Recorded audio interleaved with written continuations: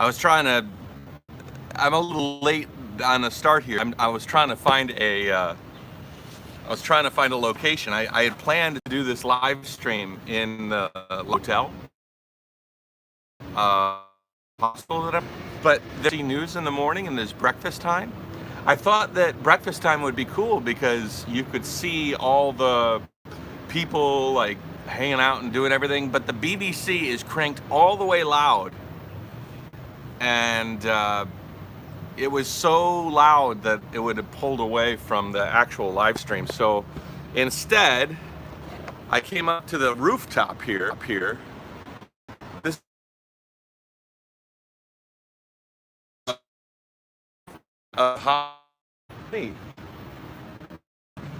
but the Wi-Fi is not. So we'll see.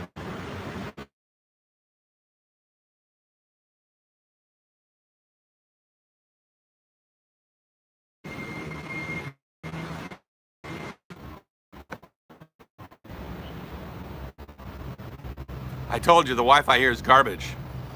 Did you see any of that? Now I'm on my actual phone SIM card, and we'll see how good that goes.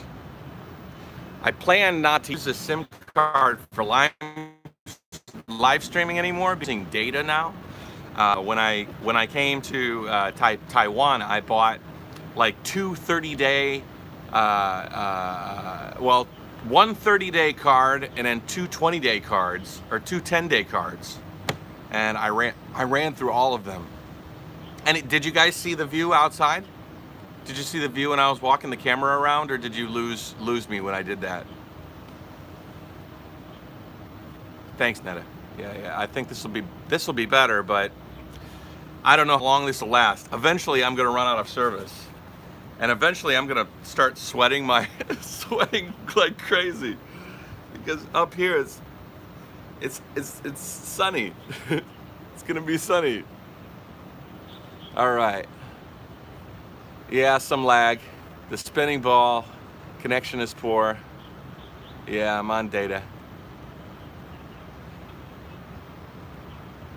Wow, you guys we're having a little conversation in here.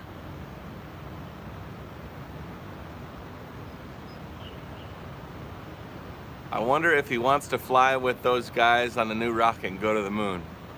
Nah. I'm pretty happy exploring this rock.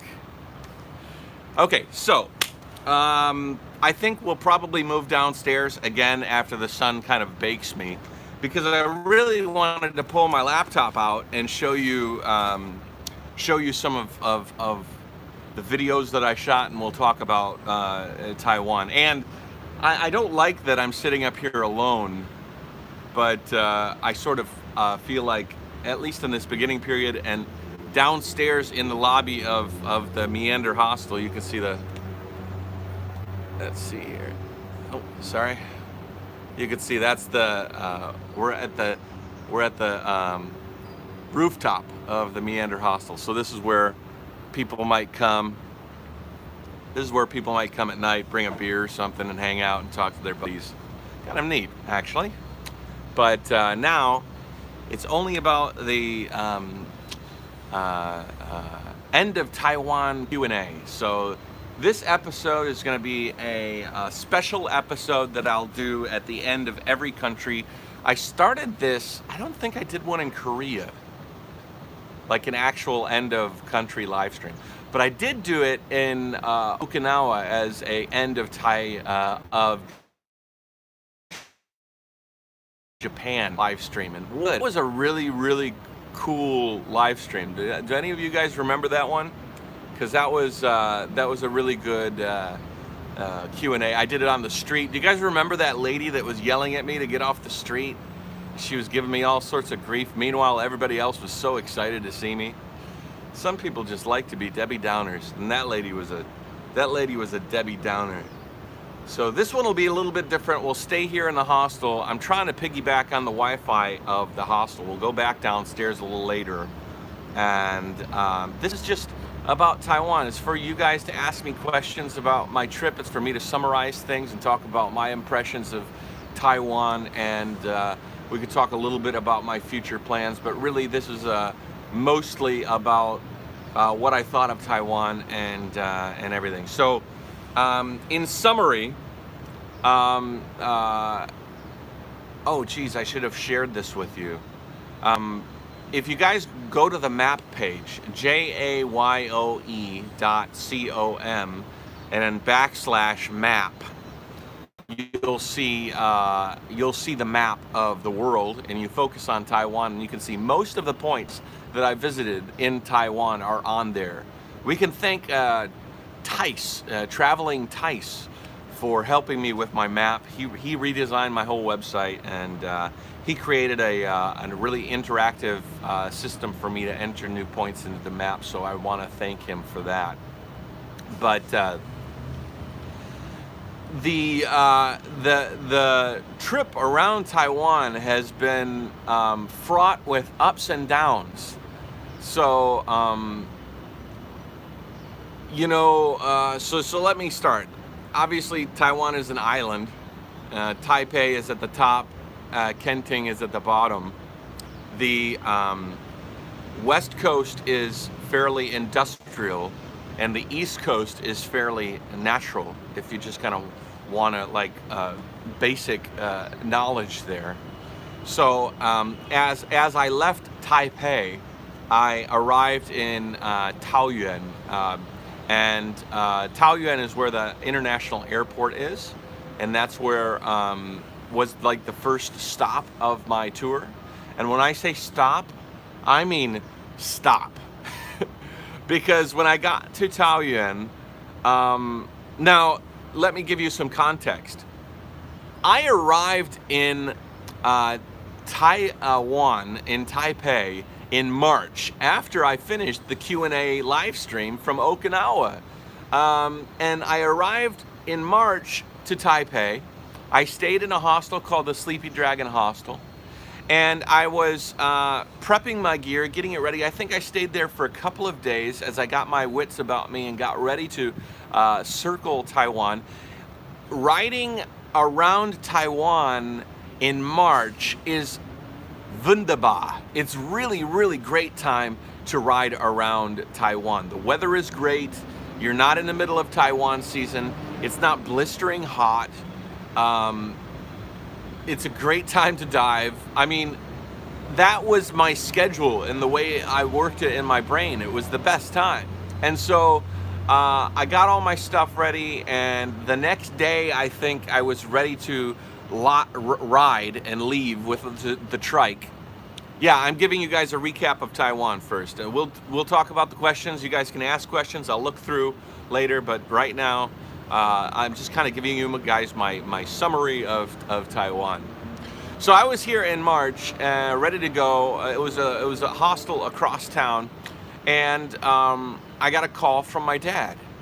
My family lives in Detroit, Michigan, USA, and my dad is a humorous, fun-loving, big-hearted guy, and he likes to kind of josh with me and typhoon season. Yeah, sorry, did I say Taiwan season? Yeah, it's typhoon season. Well, it wasn't in March, typhoon season.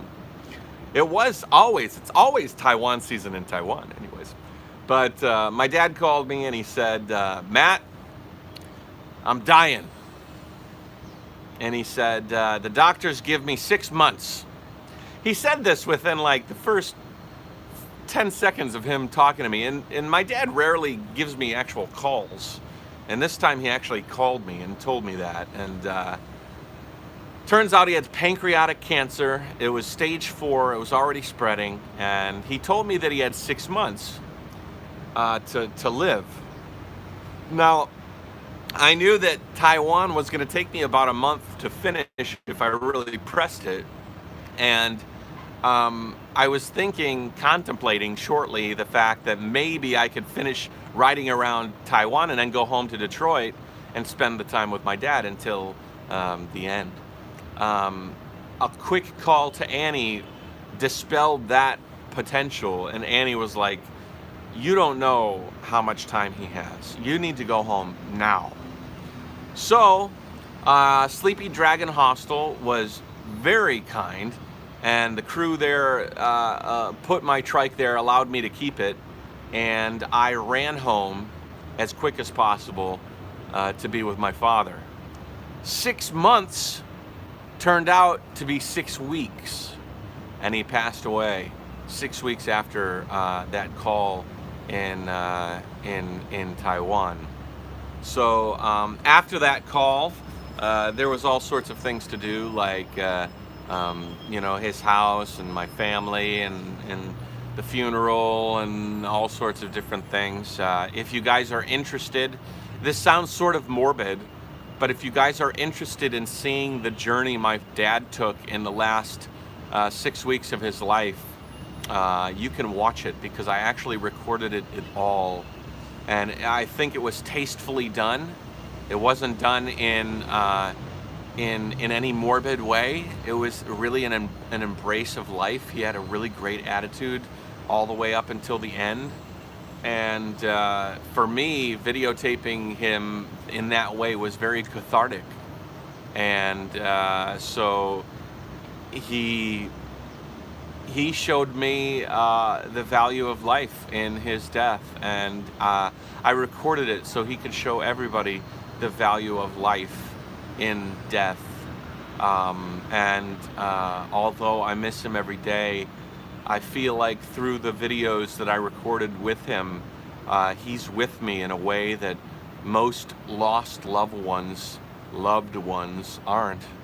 And there's a lot of people who've dealt with death in their life and found value in watching my dad's journey.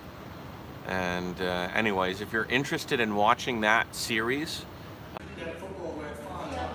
sorry guys, you guys still here? I don't know what happened, but my phone overheated. So it overheated and then it just froze down and then shut down. So I decided to come inside. I don't know if maybe the sun was directly on it or my charger was overheating it or whatever, but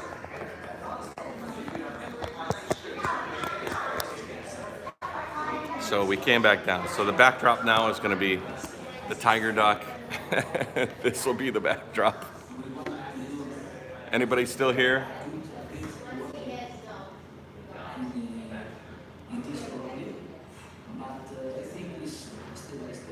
Okay.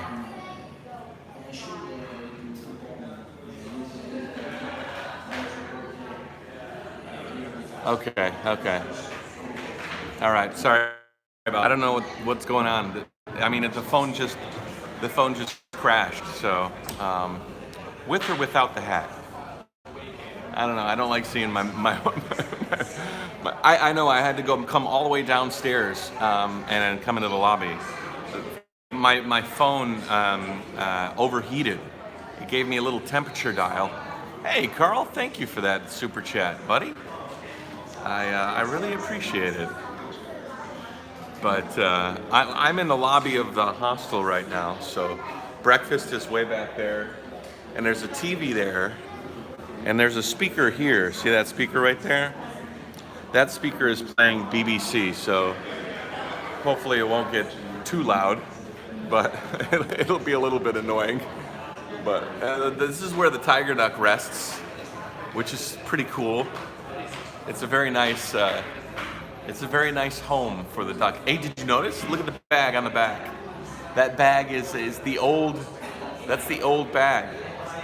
Because I went and I saw David, and he gave me all my gear. He's been holding on to it, and my two pannier bags, the old ones, are right there. So I've got to take them back to China with me because they wouldn't allow me to ship them because they had batteries. I have my drone batteries and stuff. So I'm just going to hang on to them. Can you guys hear me okay? Or is it just really, really a cacophony of sound? Let me know what you think. If you think it's too loud, I think I can go outside and sit on the bench. 5x5? Good. Okay. Hostels are awesome. Wish US had them like that. You know, the US has quite a lot of hostels from what I've learned and what I've known. Okay, let me continue where I left off, okay? If you guys want to help me out, just a word to the wise. When you give money through the super chat here, I only earn like 40% or 60% of that. But everybody, this is a staff. Hello. Yeah, we're on YouTube. Yeah, end of Taiwan live stream. So I'm doing the story of Taiwan. We'll do a walk around the lobby here at Meander a little later. But for now, we're just going to talk about the tour. So my dad passed away. There was all sorts of things to do there. By the time I found myself back in Taiwan, it was the hottest part of the year. It was Taiwan season and typhoon season, and it was like the worst place or the worst time to really cycle around Taiwan. But you know what? You always find out that no matter what time it is, you can make it work and you can make it exciting.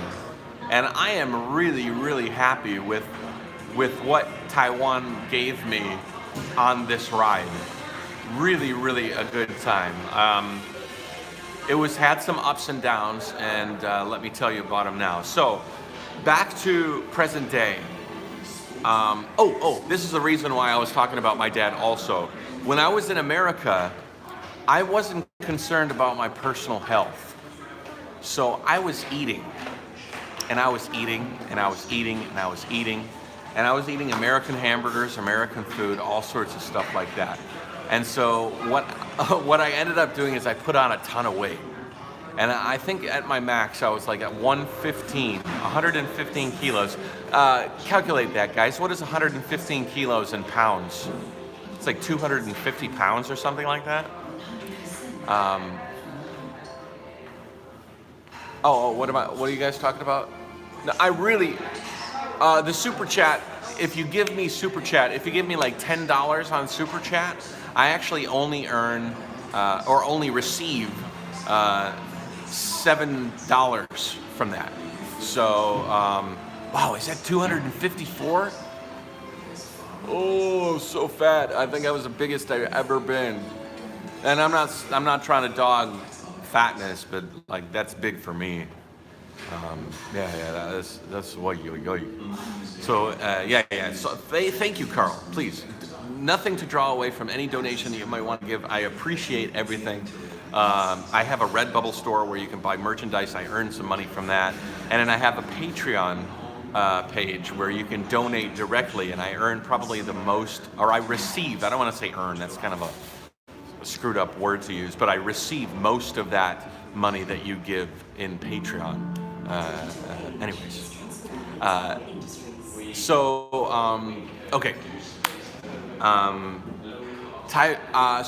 I was big. I had lost my dad, but I was also kind of I was okay with that loss because of doing the videos. And I'm not going to look at the chat until I finish my story, okay? And then we'll go through and talk about all that stuff. Well, I have all day. This stream can go all day long, depending on how long we have. So, end of Q&A, end of Taiwan Q&A, end of Japan Q&A. These things can go as long as possible. So, anyways, the fact is that I was overweight. I was not healthy. I hadn't ridden in a long time. And then I get back to Taiwan and I do an 80-kilometer ride, or 80 or 85 kilometers to Taoyuan. When I arrived in Taoyuan, I started feeling crazy pain. And it was in my crotch area right here. And I started riding, and as I'm riding, I'm feeling like this pressure here. And so I start putting my hand right here, right next to my groin. And I'm riding with my hand right next to my groin, and I'm just riding, and it's getting worse and worse. Now, on one side, I'm so excited. I'm like happy I'm on the road. Taiwan is so far beautiful. It was really hot though. it was like up into the 40s in Celsius, up into like hundreds. It was like almost 100 degrees or more that day. So I was dealing with the heat, but heat was something that was sort of like an interesting challenge that I could overcome. You know, I was like, it's hot, but that's okay. I can get through this, you know, and I was like, cool. But as soon as this pain came, this was a pain that I couldn't explain. If I was sweating, it was because of the heat. If my skin was getting red, it was because of the heat. If my legs were burning, it was because I was exercising. These are all quantifiable issues. And part of traveling, part of the joy of traveling is overcoming quantifiable issues. Overcoming the cold, overcoming the heat, overcoming loneliness, overcoming strain, overcoming, anxiety, overcoming fear. All of this stuff is part of traveling, part of why traveling is so amazing. But this pain, this was not quantifiable and something that I couldn't fix necessarily. And so I started feeling this pain, and the pain just grew and grew and grew and grew. And by the end of my tour, I was just digging my hand into my groin and thinking, oh my God, I think that my tour is going to end here. And I don't know what I'm going to do. And so I ended up actually stopping in Taoyuan for a number of days. I think I stopped in Taoyuan for like 4 or 5 days, and I kept transferring to Taipei to go to the hospitals there. And I was trying to figure out my diagnosis because I could not continue cycling this way. It was scary because I was worried about this pain that I was feeling, and I didn't know if this pain was something that, if I continued riding, would get like extremely aggravated and all of a sudden cause me something that's going to affect me for like the rest of my life, you know. So I kept portering. Now Taoyuan, the city, is right next to the international. You know what I'm going to do? I'm going to turn the trike.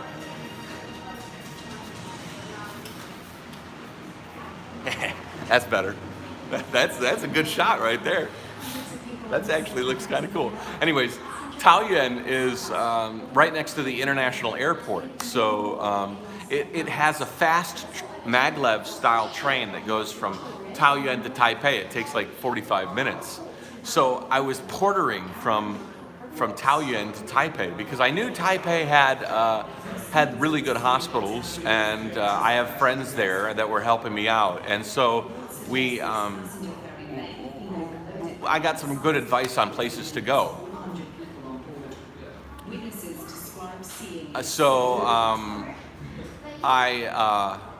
Sorry, train of thought. People are walking around here.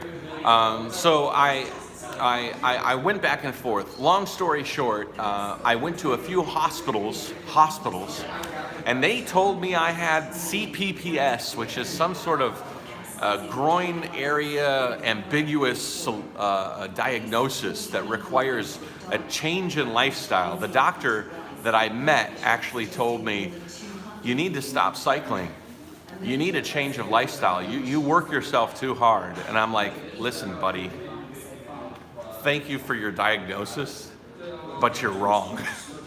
And it just so happened that after that diagnosis, I had tests, I had all sorts of stuff. I had like physical tests, I had like scans, all sorts of stuff, and nothing was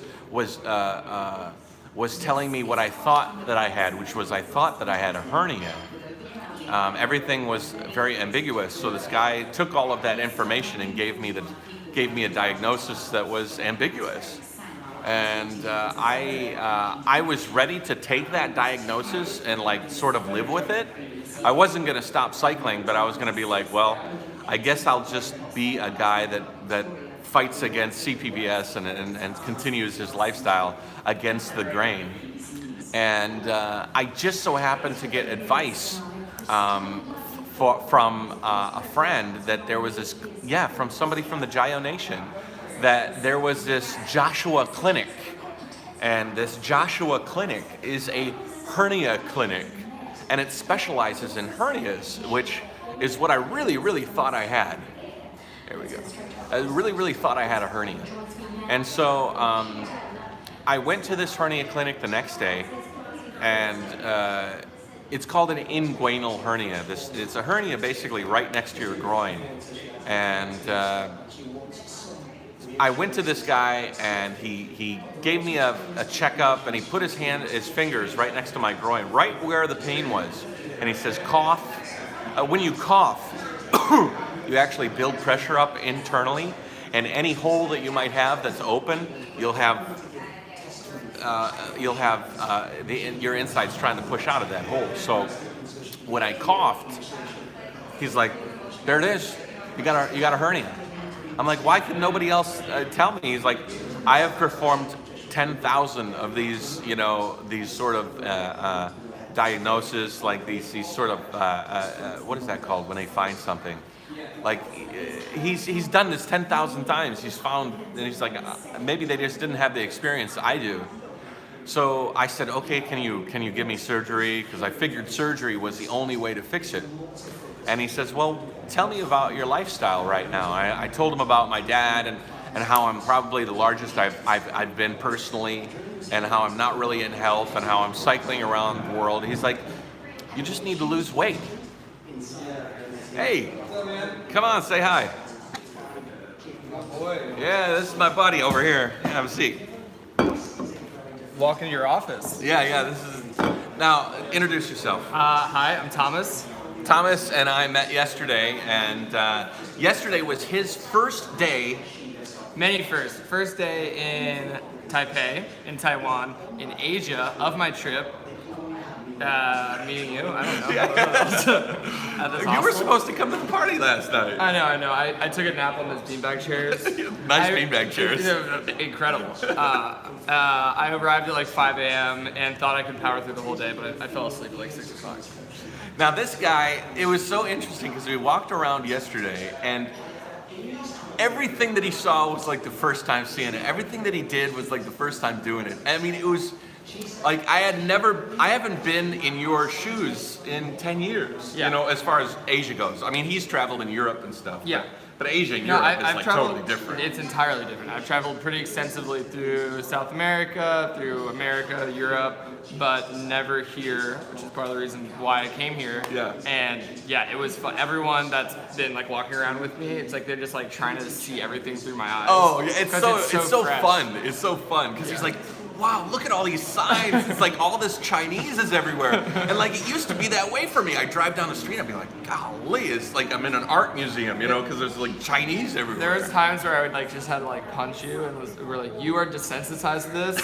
You need to remember like this is not normal. Like, for like Westerners, this is not normal, but you've been here for so long that it's you're 10 years. 10 years, Long you've been time. normalized. Yeah. So anything that happened, what did you have for breakfast today? You just woke up? I woke up and I didn't do the hostel breakfast. I went searching for something, poked my head into a couple cafes until I found something I liked, and I had a delicious meal of nothing English on the menu.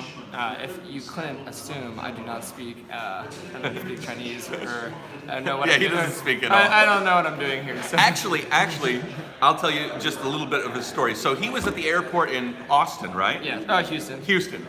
And he was supposed to fly to Vietnam, but at the very last, you tell the story, because you tell it better than it. I arrived. Okay. So I arrived at Houston, and I'm like ready to go. I've been making these preparations for like a month now, at least. Quit my job. This is my big Jayoe spirit. Yeah, there we go. Yeah. Quit my job, and I just knew I wanted to come out here. So, all things were ready. I had my 2 bags ready to go. Go to the EVA Airlines airport in Houston, and they say, okay, passport, sir. I was like, happily, here's my passport. And they were like, travel documents. Travel documents. And I said, what do you mean? I don't have those. And no, you don't get it. Como say what? No, you don't get it. I'm doing visa upon arrival. Yeah. Okay, for those of you that don't know, a lot of countries have, you need a visa. China, you need to actually apply for it's an ordeal to get to China in most cases. But Thailand, Cambodia, And Vietnam kind of have this VOA, which means you go there, you get your visa, and then you enter the country. And because you're an American, you get the privilege of doing a lot of these things. So they're trying to incorporate tourism more into their economy. So they make it very easy. However, But, all VOA countries, with the exception of Vietnam, are truly VOA. Visa upon arrival. You arrive and you get your visa, which is what I thought until he looked at me like he had to tell me that my dog had just died or something terrible, because he was like, "Sir, in order to get your visa upon arrival, you must get approved beforehand." Yeah. It's like VOA with a little special sauce on top. It's like, how do you not include that? Yeah. You didn't have the special sauce. I had no special sauce. So I go into panic mode, which is like this special place you get to when you're traveling if something goes wrong. Yeah. Where like this calm comes about you, but like but you gotta get it done. Yeah, it's that. Yeah. So I had all my devices working. I had like 6 Taiwanese airline helpers with me. I applied for this visa in under 3 minutes online, like just boom, boom, boom. And they're like, the gate closes in 20 minutes. Sometimes the visa will come in 15. Yeah. So I'm waiting, refreshing my email. Nothing comes in. The gate's closing in 3 minutes, and I basically go to them with the receipt proving that I purchased the visa. Yeah. Kind of trying to pull like a fast one on him. Basically, he did the equivalent of giving the guy his Blockbuster card. Can I fly here? This is a Blockbuster card, sir. Well, will it work? Yeah. But I think the thought, so like that they were all like, okay, obviously this is not the real visa, but it shows that you've paid for it. So we came to an agreement. I signed a liability waiver saying if I go. By the way, I was connecting in Taipei. That's kind of how I ended up. Yeah. So he was going to Taipei and then Taipei to Vietnam. Yeah. So they were like, if you get to Taipei and the visa still has not come in, you need to sign this waiver saying you will not sue us if you get in some diplomatic fiasco. Yeah. And I was What's that Tom Hanks movie? Terminal, yeah, right? Stuck in the airport. He's living, years and years, and beard grows. Anyone getting carts? I'm looking for quarters. Okay. So I had, and then I was like, okay, 3 minutes before this gate closes, one more question. Does Taiwan allow Americans in without a visa? And they're like, Hell yeah, come on. Yeah. They love Americans. Yeah. So I was like, let's do it. And the beautiful thing about all this and the beautiful thing about traveling is what was a horrific realization that should have been a big inconvenience. I woke up on that plane in Taiwan and I was praying that the visa hadn't come in, because all that did was give me time to be here. Yeah. And you can hang out here for a little while. I'm gonna stay here for a week. Yeah, for a week. Okay. So are you gonna go down south? Are you gonna take the train or are you gonna stay here? Today I'm going east to a little, like an old mining town. I know that place. Yeah. I got a video about that. Oh, really? Yeah, I flew the drone over the copper mine. Amazing. For those of you that watch that video, the copper mine is in front, but behind that mine actually is quite some more. There's like a gold mine behind that place. Yeah. And I didn't even know the gold mine existed. Really? Yeah, because I ride past an area and I learn about it when I'm there, so I just didn't. But a lot of people told me after the fact, like, if you would have gone over that hill, it was pretty fucking awesome. The drone, I guess, gives you a little. Oh, the drone was amazing. You'll love it. The pictures you're gonna take today are gonna be amazing. It's where Spirited Away, that movie. Are you familiar with that movie? That's where Spirited Away? That's what it's based on. Yeah. No way. Okay, that makes sense. The old tea house. Yeah. Wow, super cool. Yeah. Okay. Yeah. So, so then, so we met yesterday, and he's got a whole big road ahead of him. How long do you think you're gonna be out of the United States? I would say, if I had to put a number on it, I'd say 6 to 8 months. But I think there's a very good chance It'll go long term. It's just so new. Everything is just so new here, and there's opportunities everywhere you look. And so, this is a special, this is a once in a lifetime moment when you're in this moment of like, I'm going off, I'm really giving it all, I'm giving it all up, and I'm taking a chance. You're only that type of person once. Yeah. Like really, like leaving home, you know? Yeah, and, the intersection of all these opportunities. Yeah. Every day from now, you become a little bit more comfortable and a little bit less this. You know what I mean? It's like a double-edged sword, because being comfortable abroad is really awesome. Like it provides itself a whole new opportunity for being able to travel in a comfortable way and knowing what's in front of you and knowing what was behind you. But there's something about the freshness of being like, there's Chinese everywhere, you know, like, and every day that you lose that, you lose a little something. And that's why looking at him yesterday, I felt like, oh man, that was so cool, you know, like those things. Granted, I'm very happy with where I am, but like to know that feeling that he's feeling, I remember that feeling, you know, and that's really cool. You can still find that. And you will. I mean, with every time I go to a new country, you know, you kind of go in there. But every time you go to a new country, after like the 10th new country feeling doesn't have that impact anymore. You become comfortable. Your first new country is it brings you here, then your second brings you here. Right. And consecutively, you get more and more comfortable, which is cool, but also a little bit less enthralling, I guess. A little bit. And on a more optimistic note, like, you know, with there's like an inverse relationship between you got your awe, your sheer awe at the newness of things. Yeah. As that goes down, your appreciation for the nuance of the cultures moves up. Yeah. And your ability to get in depth. Yeah. Like maybe I can dig in a little deeper than you just because you're not sure of all the ins and outs, you know. Like so. I'm just seeing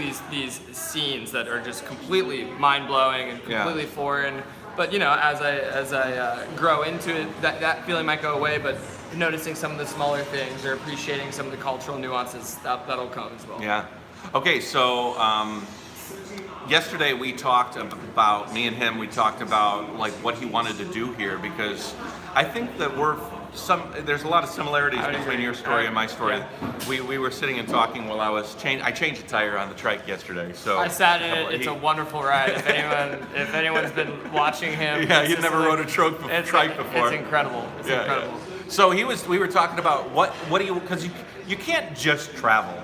You can, but we couldn't, right? Right. We've got to make something of this. Where I do the videos and the stories I tell through YouTube, he wants to. I write a lot, and I want to tell stories and share them. Yeah, is the plan. Do you still thinking Instagram? I'm still thinking Instagram, at least as like the main funnel to bring people in, and then I think that might link to an external blog. Just because, like, you know, I mean, the story we told with the visa and how well it worked out. I mean, that happens every day. With somebody. Every day. Yeah. I was just in this cafe and the only one that speaks English, and they're cooking things I've never seen before, and I'm trying to get to the bottom of something that I'm eating, and I'm pointing at it, and they don't know how to say it in English, so the whole cafe converges on me, and they all got their phones out, and they're trying to translate frantically. Yeah. I mean, it's just like these hilarious little moments that if you don't stop and write them down or appreciate them, they'll just be gone. I mean, they'll leave your short-term memory and they'll be gone. So I want to capture those moments and share them. And like the newness of your journey really comes into play, because all of those things are going to be really, like, if you can write the excitement that you actually feel. Like I would go to that restaurant and I would be like, it's just another meal, you know, like I wouldn't feel what you felt. And if you can portray that in a really good light, and you have a good ability to share that, I think that has value. Yeah. And hopefully, it will grow that way. Well, you've been a big inspiration for that, man, because that's always just been kind of the dream, and to see you doing it it's truly a big Jayoe. So tell everybody your Instagram. Well, my personal Instagram is tum.crum, tum.crum. And I'm gonna that's my personal one, and then from there, if you follow me, you'll get you will get access to the new one that I'm gonna make for the traveling. Any story. ideas on the name for that? I know the tagline. Okay. What is tagline is short form writing for long-term travel. Short form writing for long-term travel. Is that boring? What do you guys think? Short form writing for long-term travel. And then I'll figure out a title.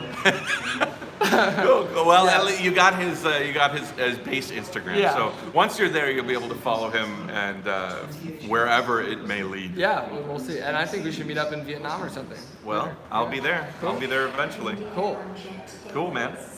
Say it again. How do you? Jayoe. Jayoe. Jayoe. Jayoe, yo. Thanks, man. All right. Cool. So, all right. Back to the story. Traveling Tom suggestion. Traveling Tom. Yeah, that would work.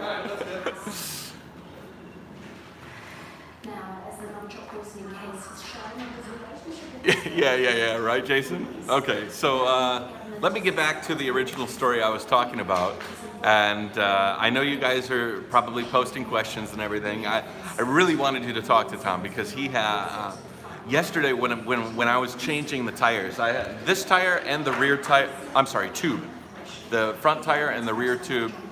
The front tube and the rear tube were flat. They actually had little pinholes in them, so I was able to repair those. And so he was hanging out. He had just arrived.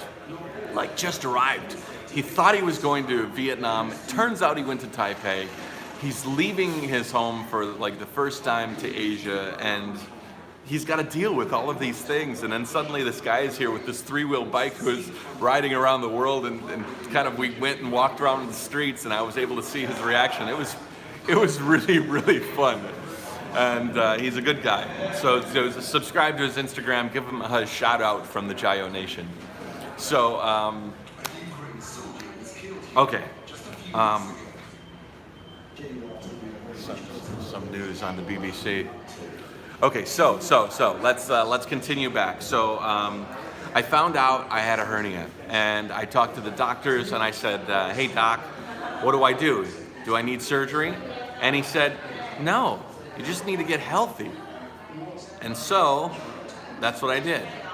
I took some time. The time that I took, even waiting for my diagnosis, I lost a few kilos, and then from that point on, I took it easy. Actually, when I restarted my ride from Taoyuan south towards Taichung, I was able to bring my weight down to a point to where when I continued, I never had the feeling I had from Taipei to Taoyuan after I left Taoyuan. So that was like sort of like a weird fix, because all I needed to do to fix that problem was to wait a little while and lose a little weight. As it stands right now, let's see how heavy I am. Let's see. Because we have a scale here, I can weigh myself. Okay, let's see here. We'll do that. Spin it around. Let's see. I don't know if this is 100% accurate, but it looks like it's a little bit over. Let's see. Let's see how heavy I am.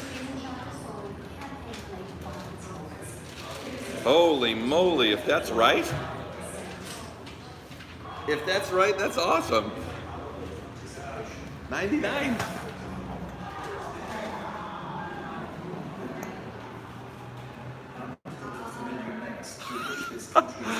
I haven't been under 100. I haven't been under 100 in like long time.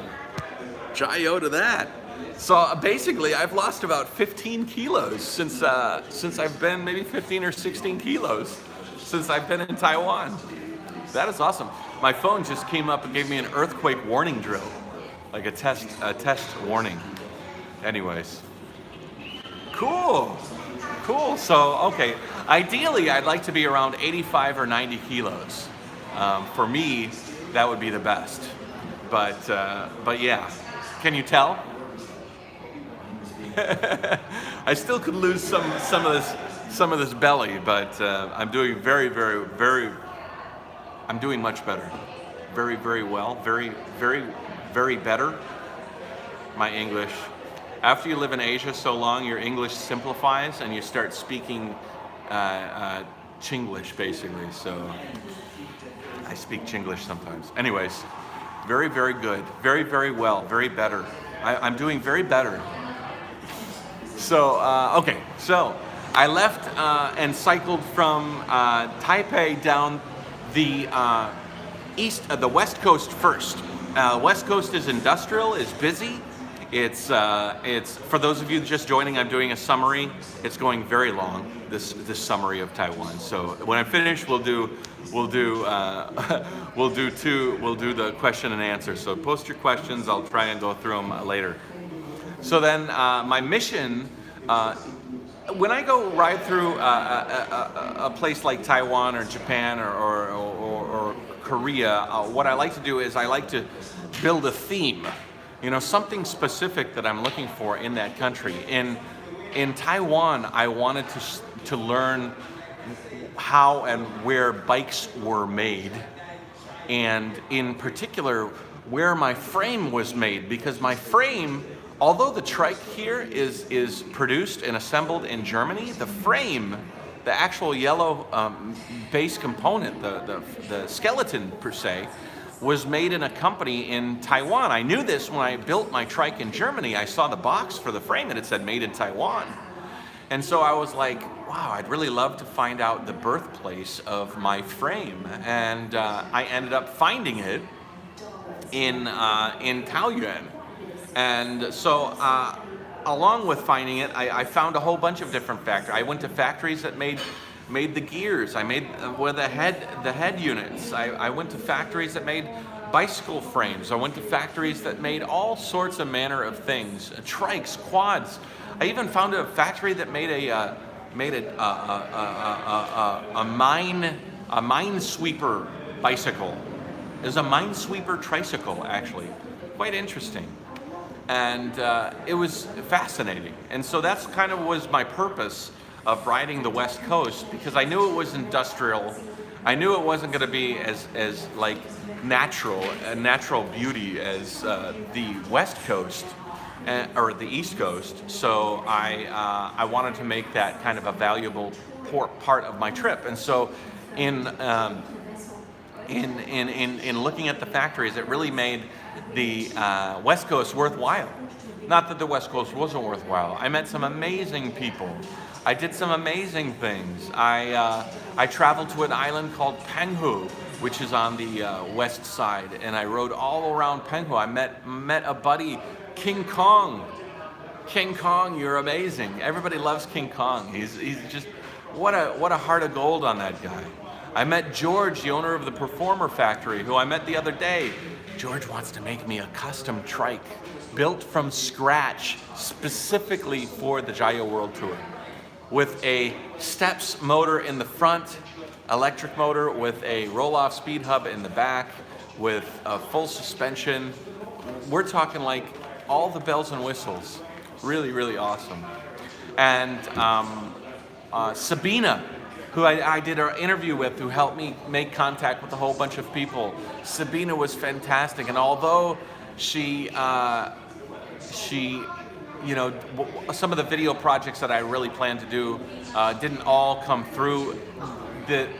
Just meeting her was amazing, and like everybody, I could go on and on. Ken and Judy, everybody that I met in Taiwan was fantastic. The hostel people, the people at the hostels were so great. And anyways, so I finished riding the West Coast. I came all the way down to, I think it was, Tainan. I think I was in Tainan when the rain started to come. So if you were to look at the antagonist to the story of Taiwan, like what was the antagonist of my journey in Taiwan? You would say there was the hernia and there was the weather.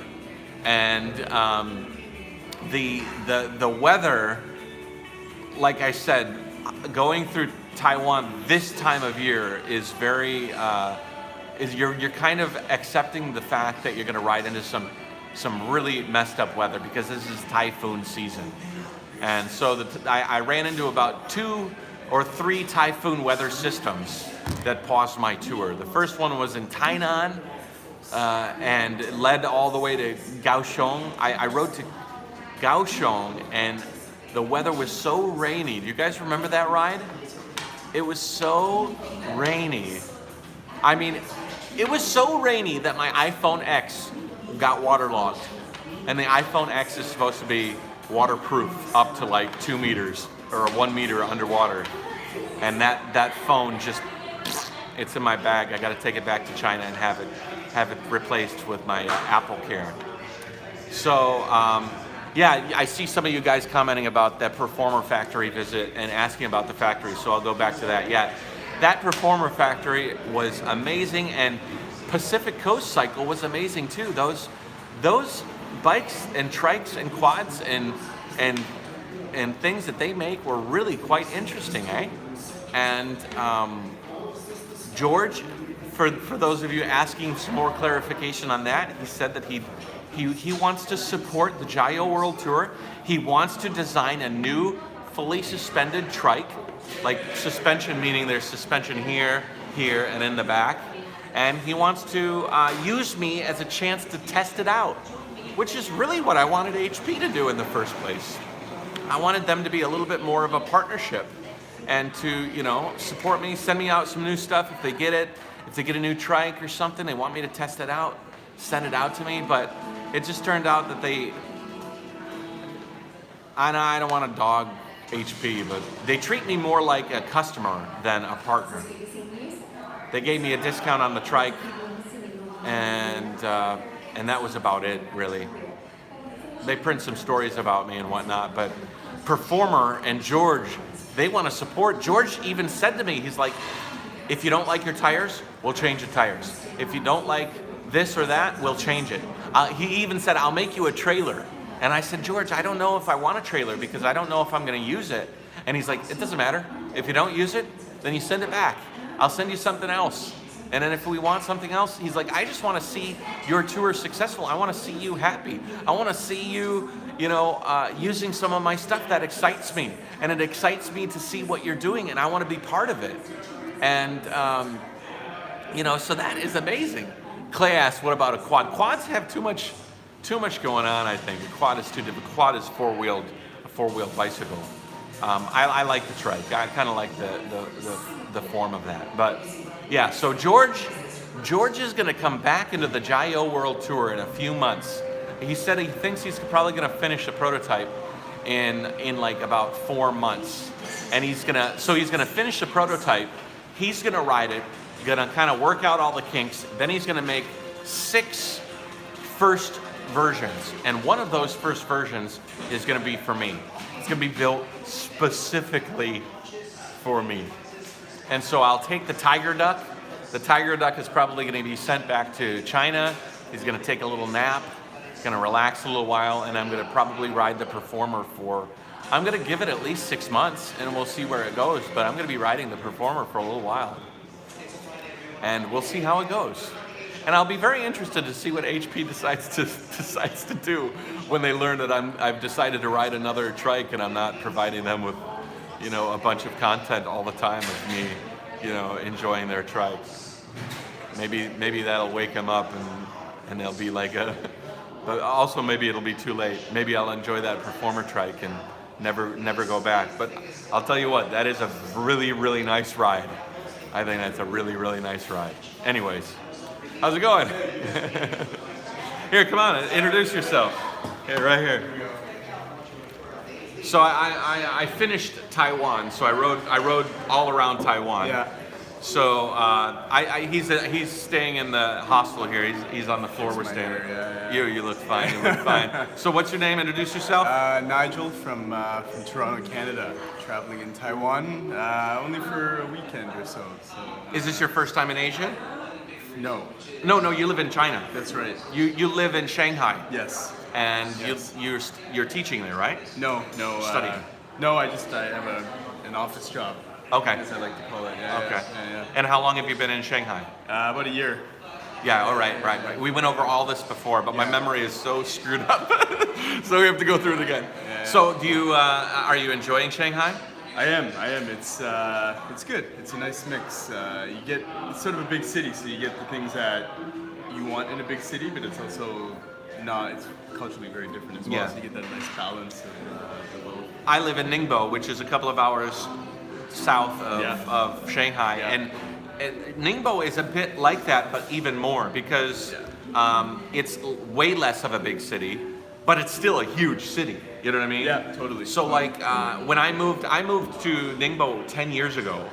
So when I moved there, it was like Shanghai is fairly well established. Yes. Right? Yes. So if you're a foreigner there, you'll find places to go, you'll find friends to meet. You might not have as many opportunities because they've been snapped up by all the foreigners and the expats there. Yeah. Whereas in Ningbo, it was sort of like the Wild West. So you could kind of go there and find opportunities that you might have not been able to find in Shanghai. So I found that really nice. Yeah. So how long do you intend to stay in Shanghai? That's a good question. I don't know. So I get the question a lot. I just say don't 100% know.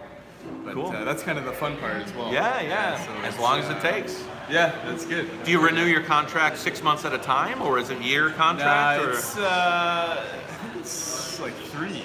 3 years? Yeah, that's how they do Okay. it out there. Yeah. Okay, cool, I don't know cool, if it's cool. standard or I think some people do. Yeah, depending on what you do there, I think the contracts are always different. What made you decide to move to Shanghai? What was it that was like, hey, I want to go out there because it's kind of a weird. Yeah. I think China in itself is a pretty interesting place, and you might live there as well. I mean, from a business perspective. Yeah. So I mean, it is the second largest market in the world for many industries, but it's growing, and that's the interesting thing. Yeah. So you get a lot of cool things coming up, opportunities, and ways to do business differently, or bring You things learn from a the lot. West. Yeah, you can learn quite a bit. So yeah, I think it's good. So It's good, is that your mission to kind of learn the ins and outs of Asia and then bring that knowledge back to Canada eventually? Yeah, I think so. I think it's getting experience in that market. I mean, actually, one thing I always think that's unique to China is how digital the population is, the younger generation. In terms of shopping and doing all sorts of things. I see it almost as, the behavior we see there in terms of shopping and stuff like that. I mean, over time, I expect to see more of it in other parts of the world. So Right. I think it's something that, is probably applicable, or will be hopefully applicable. In some ways, like China skipped over landlines completely. They've done some Like they interesting went things. straight to cell phones, Yeah. So they're an interest. Like America, we had such a huge infrastructure for landlines that it took a little bit longer for us to pull away from those landlines and go to cell phones. But China just like leapfrogged over because their infrastructure was pretty incomplete. Yeah. So they're like, hell, all we need to do is put up towers and give out phones, and that'll work. That's it. Yeah, it's interesting. So there's a lot of things that they do differently there just because they have the opportunity to. Yeah. So that's cool. Absolutely. Thanks for having me on. No problem. You guys No problem. enjoy it. Cheers. Take care. Bye. Jayoe. So, all right, where was I? So that was so George wants to make me a custom trike, and his suspension design is so amazing. John asked, what is the difference between HP's design, this, and the design that George and I rode on those trikes? Actually, that'll be an episode after this one. After this episode, we'll still have Taiwan episodes coming up for the next few days. So, but boost button, big mistake, too much power. Tipped over and scraped your forearm. I'm sorry, Jack. You should be able to take that power notch down. What is the difference between performer trikes? This trike, the steering, the big difference I found was the steering. My trike steers a bit like a car as far as that goes. If you look, let me flip this around. You see these bars here? When you turn, you see how that bar fixed to like a tie rod end? The steering is really, really nice. And so the way that it turns, I didn't realize how important that was until I was riding the performer trike. Because when I fly the drone and ride the trike, I use my elbows a lot to steer. Because I'll actually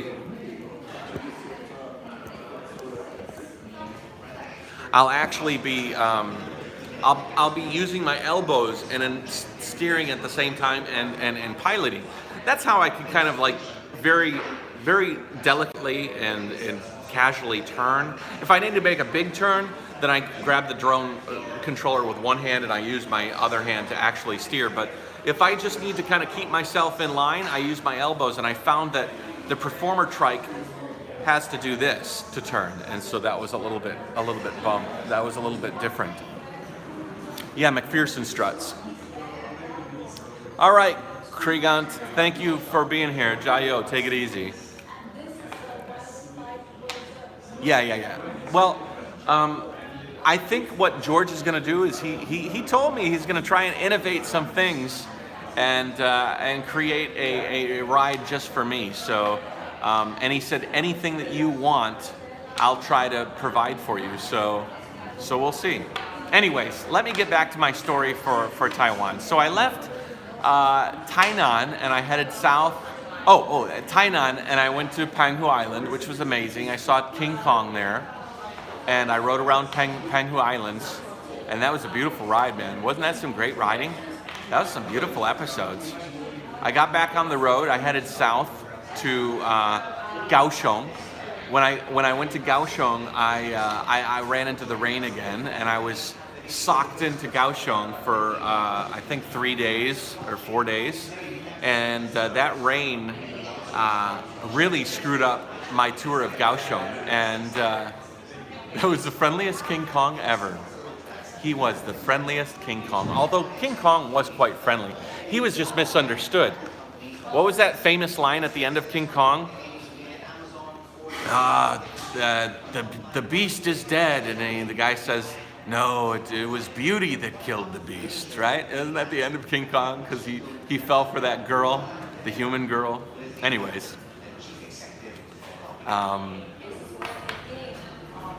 I was riding south. I left Kaohsiung towards Kending. And Kending was a fun place, huh?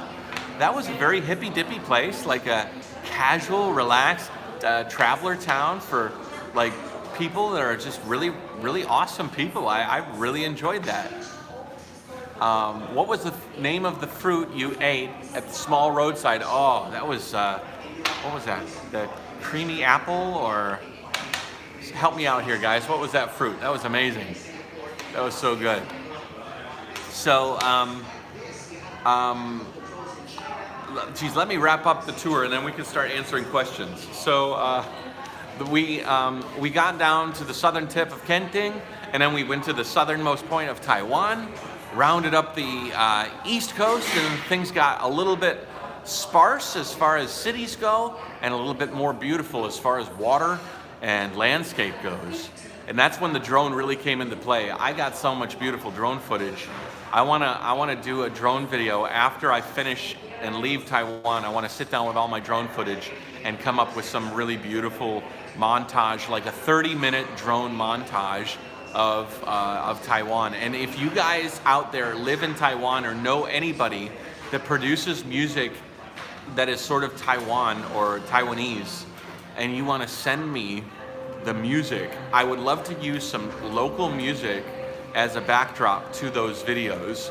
And but I would love to use, it's got to be like a melodic tune, you know, something like almost a little bit classical, because I can't be too busy, or else I can't put too much drone footage in there. So yeah, Taiwan by drone. That is my mission. And maybe even I can infuse the map.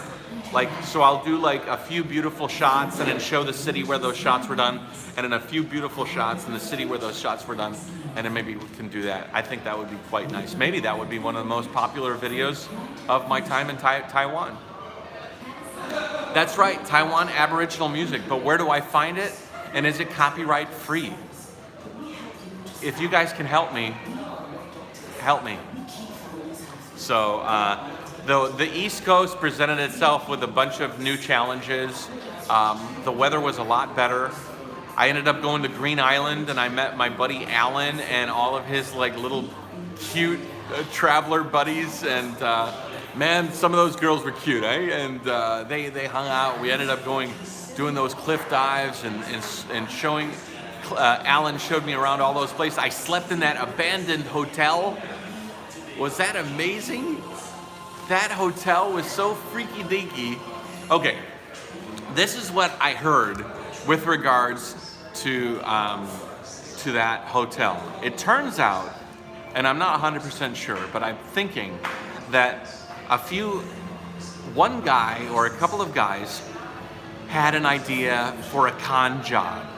And so they got all of these investors to give them millions of dollars, and they started to build this dream hotel. And then as soon as they got all the money from the investors, they disappeared. And when they disappeared, the investors didn't know what to do. So they burned the place to the ground in its current state. It wasn't finished in construction, it was kind of halfway there. And so that's the story. It makes sense though, right? That sort of makes some sense. And so I think that that's probably quite right on what ended up happening. It was an insurance job for people to recoup their money. But it would have been an awesome hotel, right? Yeah, the place that had the dog barking. Those friggin' dogs would not stop barking. And Sean, all those golf carts. Those are really nice golf carts. There was nobody on that island riding golf carts around. That's why I think it was going to be like the best hotel on the island, because no one would have had those sort of things on the island. So they would have really stood out from the rest. Somebody must have done an amazing sales job to get somebody to invest all their money in that project and then just leave it. I'm gonna move the trike.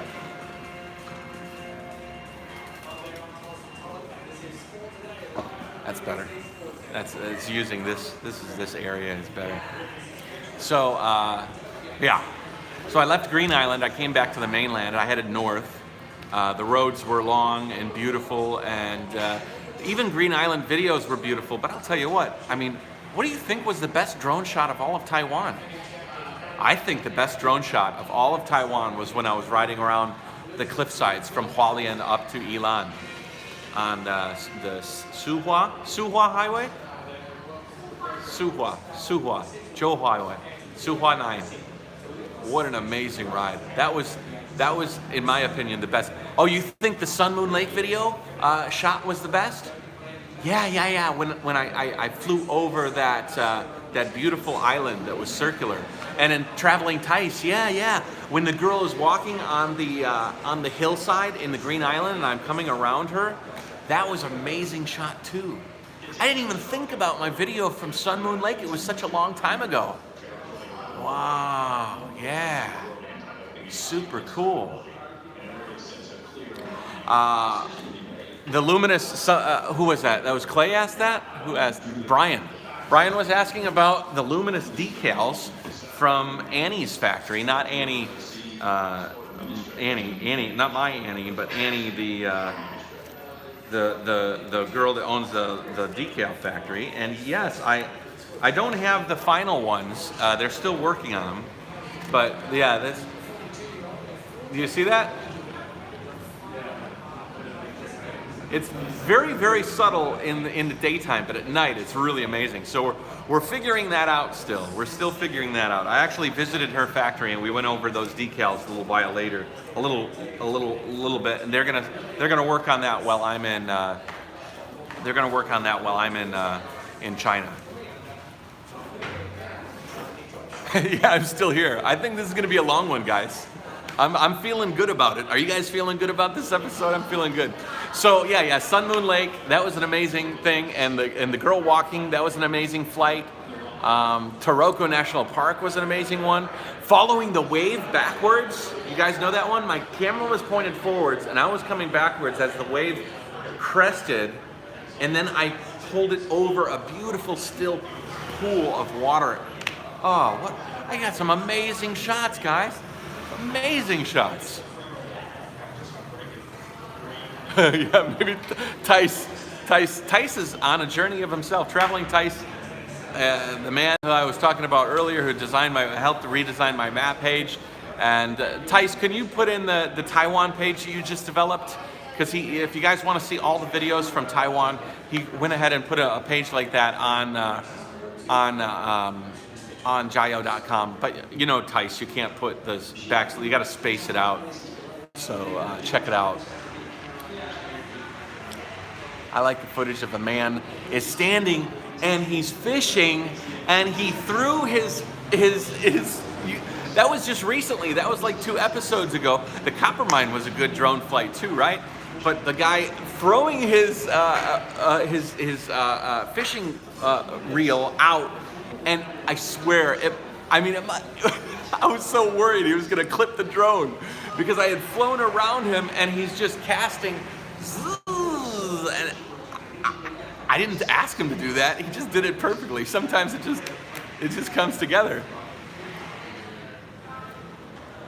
Oh, I can give him, I can give him an admin role. Yeah, that's what I'm thinking, Zong, is making a one long video.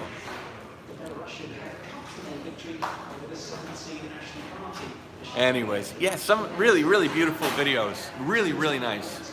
How's it going, man? And so I'm thinking that, yeah, I'm gonna do a whole oh, it looked like I had a whole series of. That was interesting. I had like a whole thing of a whole menu came up when I hit a button here. Mute microphone. There's a chat thing, live chat. All right, I'm not gonna mess around. I don't want to kill this live stream, but I'll check and see about making Traveling Tice a mod. But I'm on my phone right now. I'm not on my laptop. Anyways, so Taiwan. After Hualien to Yilan, then I came out and like I did the drone over that copper mine. Behind that copper mine is an amazing gold mine. If you were talking to Tommy, he was telling you about it. And then I crossed into the mainland again, and I ended up here in Taipei. There's one more ride. There's one more ride that we're gonna go on together tomorrow. And that ride is gonna be interesting because it's holiday here. And they've closed down some roads for holiday festivities. And these roads are roads that I need to ride in order to get to Keelung. I need to go to Keelung Harbor for the ferry that's going to take me back to China. And so it'll be an interesting day's ride. It's not a long ride. It's only like 45 kilometers. But there should be a lot going on. And there might be a lot of energy and a lot of people and a lot of like interested looks. And that could be very interesting. So look forward to that. That will be fun. The last ride of Taiwan. So it's pronounced Geelong. Okay. Would you go to Alishan? No, I'm not. I'm going straight to Xiamen because I want to go back to see Eva for Full Moon Festival, or Mid-Autumn Festival. So I'm planning to get home as quick as possible so I can give a big hug to Stinker Dinker Doo. So yeah, flags. That was kind of a theme of Taiwan, huh? Flags. I lost 2 flags. I lost 3 flags actually because I lost this flag, I lost that flag, and then Performer made me a new flag. I got that flag from China to replace that, and the Performer flag actually cracked off and flew away in the typhoon. So frustrated. You guys thirsty? I'm thirsty, man. I want a coffee. Let's get a coffee. I'm gonna check my battery real quick, make sure my phone battery is okay. Good. Okay. All right, we're okay. I just wanted to check my battery. We're at about 50%. So.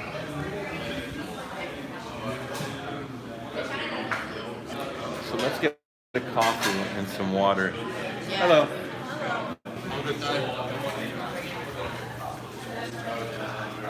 They have premixed coffee for free here.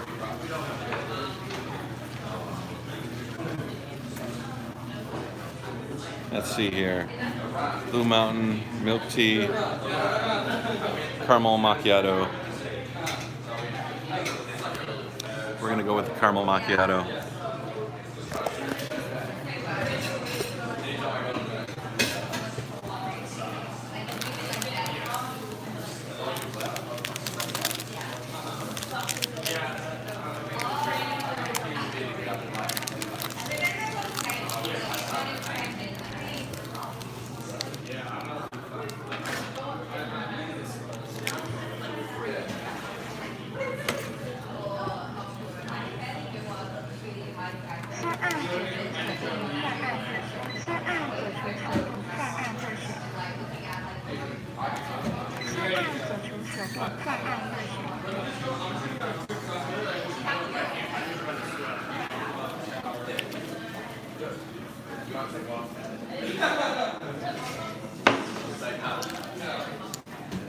This is I'm having a cappuccino at a Jakarta airport. You're in Jakarta. That's awesome, Tice. Tice is on a journey of self-discovery himself. I'm proud of you, buddy. You're definitely living up to the Jayoe spirit. Where is the little stir sticks? Where are the stir sticks?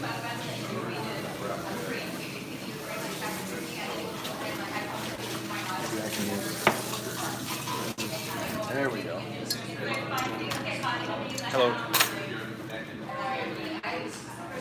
Okay, so.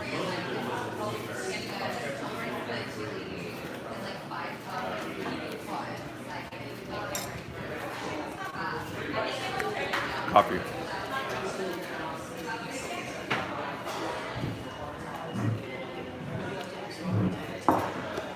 All right.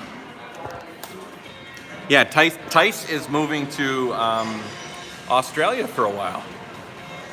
And so it'll be very interesting. If you're not following Tice's channel, I will highly recommend it because he's going to be going on a new phase of his self-discovery journey, man. It's good stuff. Yeah, they got a lot of people here. Let me give you a little. I didn't kind of show you around. So this is the lobby area. We've got like 7 floors here. You guys saw the 7th floor yesterday. So hello. So we've got the first floor is here, and then we got a bunch of guest rooms. Mine is on the 5th floor, and the rooftop. And cool little. They got a lot of information here. Here, hold on. I see my camera's dirty. Let me fix that. Should be better. There we go. That's a little better.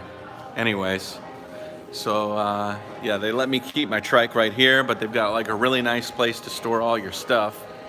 So they've got a storage area here for all your bags and stuff. That's the other Jayoe panniers out there. All right, Tice, have a safe flight. Have a safe flight. Get some sleep and tackle Australia with renewed vigor. Everybody give Tice a big Jayoe. Jayoe, Tice. Jayoe, buddy. But yeah, we've got a cool lobby, some games. This is kind of neat. This is like a train car that like works. This is kind of interesting. I want to make a hostile territory when I finish this episode. They got a lot of information here, like things you can eat, top 20 things you can do, and events. And then that's the BBC playing in the background. So, cool. Yeah, Jayoe Tice, buddy. I'm excited for you. He was talking to me a long time ago about his mission and desire to go to Australia, but his worries and concerns, and I'm really happy that he decided to go, I feel good about it. Oh, that feels so good. I can feel it going down my throat. Anyways, so. Yeah, I think I'll do a hostile territory at this place. I really like those episodes, and I think Meander Hostel is a perfect backdrop for a really good hostile territory video. So, I finished the round of Taiwan. I explored some places. What are some things I missed? I really wanted to go to a little island called Liuqiu. I had a few things set up there. I was going to do some free diving there, and the typhoon had come in, and the water was too dirty, and I just didn't have a chance to go to Liuqiu. And so it was a bummer. Also, Orchid Island was a place I really wanted to go to, but again, I had to decide between Orchid Island and Green Island. I had some people tell me the interior of the island was really beautiful, but I ended up not. Blue Basin Aquatics, how's the reef tank scene like there? I don't know. I think there's a reef tank population here, but I just didn't have a chance to see it. I'm sorry. I didn't have a chance to pursue much reef tank stuff. But I'll be going back to China, and I know Leo has some reef tank things going on. Maybe I'll go investigate his latest setup at Cove Aquarium. Actually, here in Taipei, they breed clownfish. I was supposed to go to a clownfish breeding facility, but I didn't end up getting to do it. You can only do so many things. That's kind of what I'm talking about. Like the Taroko Gorge Highway. Like that would have been amazing to go. 3,500 meters up. I was talking to a guy yesterday. He said that there's certain stretches of road that are 28% incline. Do you know how steep 28% is? 28%. Now, granted, I think he's probably talking about kickbacks. You know, when a road is kicking back up a mountain, those kickbacks can get quite aggressive. But still, 28%. That's crazy. Oh, surfing lessons. That's something I regret. That's for sure.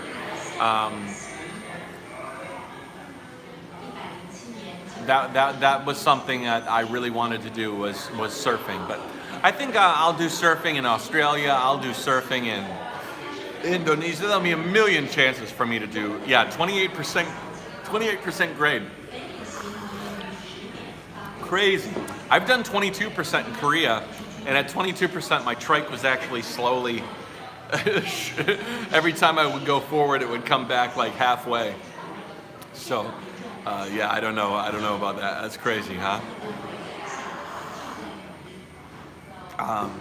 But anyways, you know what? You have to live life as full as you can, but you can't live with regret, right? So I love to swim with sharks. I'm excited about that. So, okay. So Taiwan's finished. Where do we go from here? We'll go over that real quick. From here, we go back to China. I'm gonna go visit Annie and Eva. I'll be there for about a month, which is a long time. Annie needs some help with the Canton Fair, with me taking care of Eva. We'll be doing some bonding. I'll be doing probably some of those Taiwan finishing up videos, and we'll make really good use of our time while I'm in Ningbo. I also have some products being ordered from the States for the trike, and new flags from T-Cycle. The new flag from T-Cycle is pretty cool. You guys are gonna love it. And that'll be coming in a couple of weeks. And so, yeah, so we're gonna bed down. I got a place to store the trike in Xiamen, and it'll just sit there waiting for me when I'm ready. I think I'll also order some tires and replace my rear tire on the back end, and because I really wear that tire down in the rear. Then, when I get back on the road, I wish I could show you the map, but the map is actually in my phone. I'll be leaving Xiamen south. I'll hit Shenzhen again. I've been to Shenzhen a couple of times, and then I'll arc up and I'll go from Shenzhen to Guilin. The Shenzhen to Guilin road is the same road I rode when I had the accident. So my plan is to stop at the place where I had the accident, go to the hospital, see the doctors that treated me, maybe meet the mayor that came and visited me when I was riding, and yeah, that's T-Cycle makes awesome stuff. And then so I'll ride through and then end up in Guilin. Guilin, I'll visit. That was the original intended point to go to when I had the accident. So I want to actually finish it. It's got value to me, you know. Yeah, I'll meet with Serpenza. I'll meet with a few YouTubers in Xiamen. Gabby is there. You guys know Gabby? Gabby's a YouTuber. So I'll meet with him. And so we'll do a lot of stuff there. And then I will turn down, minus the truck. When is that? After you go back to China. Yeah, after I go back to China. So then I'll head south through from Guilin all the way to Magong, I think. I'll cross into Vietnam. From Vietnam, I'll cross into Laos. and then I'll head south in Laos to Vang Vieng, and then it's got the Mekong Delta, the Mekong River. I'll follow the Mekong River. Mekong River's neat because on one side you have Laos, and the other side you have Thailand. So I'll be riding within eyeshot of Thailand for a few hundred kilometers as I head east back into Vietnam. When I get back into Vietnam, I'm gonna head south through Vietnam all the way around the coast until I get to the Son Doong cave system. I'll do some amazing caving in Vietnam. And then that's like one of the big milestone bucket list items I want to do in Vietnam is to visit the Son Doong cave. It's the largest cave in the world. And so we'll do an expedition of the cave there. Question from Nash, can you get to Vietnam directly from China? Of course. They border a number of cities are crossable there, and I have to get my visa prior to entry, so I'll get my visa when I'm in Hong Kong, Shenzhen area, which is what I did before, and then I had the accident and it voided my visa because I was off I didn't use it. Anyways, so we'll head south through Vietnam along the coast, Ho Chi Minh, and then up into Cambodia. I'll cross Cambodia, stop at Phnom Penh, and then from Cambodia into Thailand. I'll head the southern route of Thailand, so I'll curve around above Pattaya. I won't go to Pattaya. Pattaya's kind of down. I'll go straight through towards Bangkok, and then I'll head south. I don't know if I'll go to Phuket. My real plan was to go to Koh Samui, Koh Tao, and Koh Phangan. So my plan is to cycle those islands and then stay sort of on the Bay of Thailand side. Is it Bay of Thailand? Thailand Strait, Thailand Bay, anyways. And then south into Malaysia, hit Singapore, and from Singapore, I'll take a ferry to Jakarta. I'll cycle the West Java Island and start island hopping east until I can find a boat or ferry or somehow transport myself to Australia. And then from Australia, I'll start riding. Australia is a huge mass of land, and I've got to do some more thinking, because originally I wanted to ride the complete route around Australia, and I still intend to do that, but I might adjust and tweak Australia. I got time. So so that's the future after Taiwan, but this video here is about Taiwan, so let's try and stay on topic and not get too drawn off. We'll talk more about the tour as a whole later. And just, I'm not stopping on Australia or New Zealand. That's just sort of the first major leg of the tour. The next major leg of the tour will be from New Zealand all the way to Norway, cycling all that way. And then the next major leg is Norway all the way to Cape Town. And then the next major leg will be Cape Town, or South America all the way to LA. So, yeah, Taiwan. What was your favorite part of Taiwan? Those favorite questions are really hard to answer because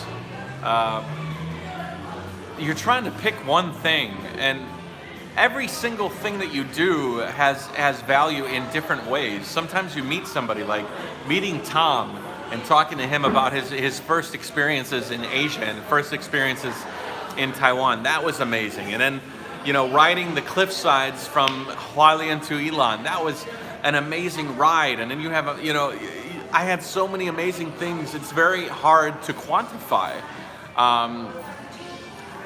So I would say that, geez, top 10 maybe, and not even like, if I announce things, it's not even like one is above the other. It's just they pop into my head first. That time in Hang Chun, when I climbed up the rigging for the competition where they climb up those greased up poles, that was like an off limits area, and me being able to climb to the top of that pavilion where they climb those poles, that was amazing, like that was like so cool. And then meeting with Prazi and being able to interview him and doing a vlogger one-on-one with him, meeting with Augustus Woods, who's a fellow YouTuber and a big fan of Jayoe. Will you cycle Chernobyl? I would, but I'm not going to Russia. I'm not that far into Russia. Nash, do you think you could live in Taiwan? Of course. Yeah, for sure I could live in Taiwan. Maybe not forever, but I would love to smoke some bongs with the Aboriginals. For sure. Too long. Melbourne to Perth takes about 3 days drive. What surprised you? What surprised me? How is the food in Taiwan? Okay, the food in Taiwan is really, really good. They, as long as you stay away from the beef noodles. The beef noodles are great. My Taiwan friends, thank you so much for always recommending beef noodles, and I appreciate the fact that you can get beef noodles anywhere, but it's such a boring dish. It's just beef broth, heavy noodles, and little chunks of beef. I'm sorry, it just doesn't appeal to me that much. I've had enough beef noodles to last me a long time. Now, they have awesome other things like crepes that they wrap like all sorts of interesting things in. They have these flaky crust pancake things that they wrap with sweet sauce and hot sauce with meat and all sorts of different things inside to die for. Those crepes or pancake things, they have like little chives inside and onions, and oh, they're so good. They're fantastic. They're so tasty. And they make them in so many different ways. That's probably my favorite Chinese, or my favorite Taiwanese food, is that bready, like omelet, like breaded omelet thing that's really flaky that they fold over with all sorts of stuff inside. That is if I was gonna pick my favorite Taiwan dish or food item, that would be it. I love those. Brian Denny just came in out of nowhere with the callback. It's from Kenting when I had those oysters. Those oysters. Did you guys remember those oysters? Those oysters, literally this big. Those oysters, and this thick. That oyster was this thick. It was like a filet mignon of oyster. And when you bit into it, the texture of the muscle of that oyster was unlike, like a smaller oyster, you tip it up and it just slides into your mouth and you kind of get a little momentary blast of flavor. You got it with lemon or wasabi and a little bit of soy sauce. But this oyster, you had to take bites. So good. It was almost like a scallop minus the stringiness of a scallop. You know, scallops are very stringy. But this, oh my God, it was so tasty. That oyster.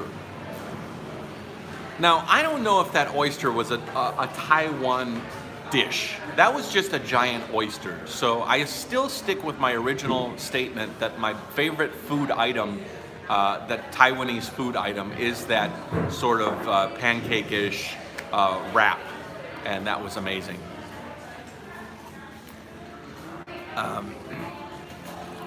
Those sausages. The other thing that Taiwanese really love is they love these sausages. They love sausages, and I love sausages. The sausages themselves I'm not complaining about, but they have this thing, it's like a Taiwanese thing, where they take a sausage tube and they chock it full of sticky rice. And so this thing is packed with sticky rice, and so you have this sticky rice sausage. They cut the sticky rice sausage open and they put a sausage in. So it's like a hot dog, but instead of a bun, it's sticky rice that's opened up. Not a big fan. At least the ones I've eaten. Because the casing of the sticky rice hot dog is like stringy and gets, it's not an easy thing to eat. It's not as easy to eat as I had thought. But the other food is amazing. Vacon says, do you still carry camping gear? Of course. I camped in Green Island, but camping is my last resort. My first option for staying somewhere is a hostel. Hostels like this are amazing because, you know, a hotel, okay, so it's hostel number 1, cheap hotel number 2, and then camping number 3, and then decent, maybe expensive hotel number 4. Staying in a nice hotel is like sort of like my last resort, and camping is sort of my last resort. I don't mind camping, but you don't meet anybody when you're in your tent. You're sweaty and tired, and there's no way to edit your videos. There's no Wi-Fi. You can't charge your shit, and it's a little bit frustrating. So I would much rather be in a place like this with people talking and engaging each other, and ability to edit my videos and talk to the people that own the place, maybe film a video about a hostile territory, and yeah, so that's ideal. What is your most awkward hostel story? Geez, I don't know. It was kind of funny, the hostel that I stayed. Where was that? Where I stayed in the hostel and the girls could see me showering. Where was it? That was Tainan, I think. I was staying in a hostel, the Light Hostel in Tainan, and the bathroom door didn't have a door. And so the 2 girls were in the bunk bed, and I was taking a shower, and if they wanted to, they could see me showering, which was funny. They didn't see me showering per se, but they could have if they wanted to. There was no door keeping them away. So that was kind of awkward, but that was more funny.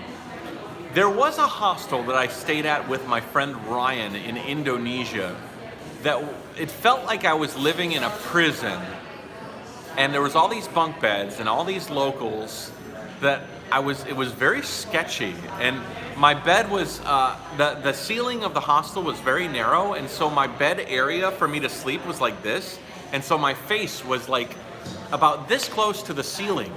And so I was kind of tucked into this thing. I had all my personal possessions I was holding on to because I felt like somebody was going to steal my stuff. And that was a nerve-wracking hostel for sure. Where was that? Not Dumai, that was Medan. That was Medan, Indonesia. And that was a sketchy hostel to stay at. But let's keep this on Taiwan, huh? Don't mind, share, have the ladies offer you more than food. No. Maybe you'll see in the shower on their YouTube channels. Yeah, that would be cool. Check out this foreigner showering. You still have the hub dynamo? Yep, it's on the trike. I stayed in a hostel in Beijing that was a former prison. Concrete shower, that's interesting.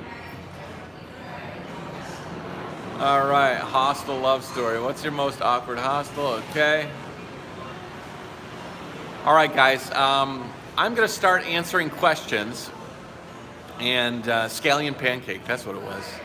I'm gonna start answering questions. I'm really sorry, I'm gonna go back. We're just gonna take a few minutes here. I'm cycling back through the comments because I wanna see some things.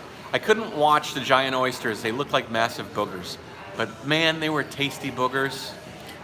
It's a 30-second clip all about Taiwan. Go breakfast items, scallion pancake. You miss King Kong? Yeah, I miss King Kong. He's gonna be he's a big guy with a big heart. I miss a lot of people from Taiwan. I am. Matt, Triker, YouTuber, vlogger. Now we can add food critic. Now you can add. I think I've been a food critic for quite some time, especially in Japan. I enjoyed critiquing the food there too. What were some apparent differences between China and mainland China and Taiwan? That's a good question. It was funny because I actually met a guy in Green Island who was Taiwanese, and he was working at the hotel I was staying at. And I was leaving Penghu Island, and I was heading back to the mainland of Taiwan, and he's seen my YouTube channel, and he came to me and he wanted to talk to me, and he says, Matt, you're traveling around the world. You live in China, right? I says, yeah, I live in China. And he said, what's China like? I mean, he was stone-faced serious. He was like, is it really what people say? Like propaganda? And I don't know what he was thinking. And I looked back at him, I kind of laughed. I said, Dude, it's basically the same as here. Just you get access to YouTube and Facebook. His perception of Taiwan of China as a Taiwanese person was that China was really, really drastically different than Taiwan, and it's not much different, guys. I mean, it is a bit more relaxed as far as freedom goes. You can access YouTube, you can access the internet. People here are a little bit, there's a lot more foreign and Western integration into the community. But everybody speaks Mandarin, and you're gonna see villages and temples.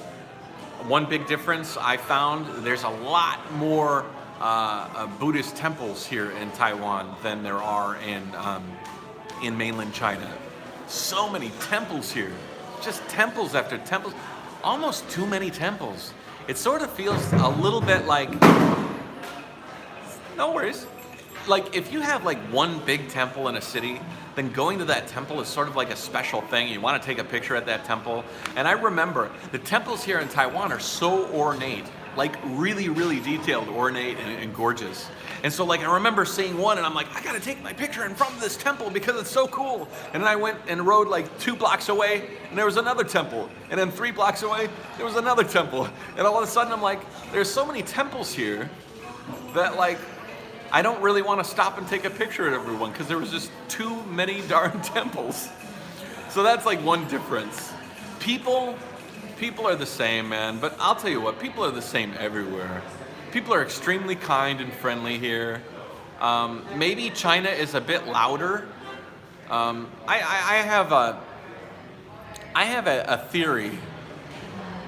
There is so much propaganda hate towards China out there.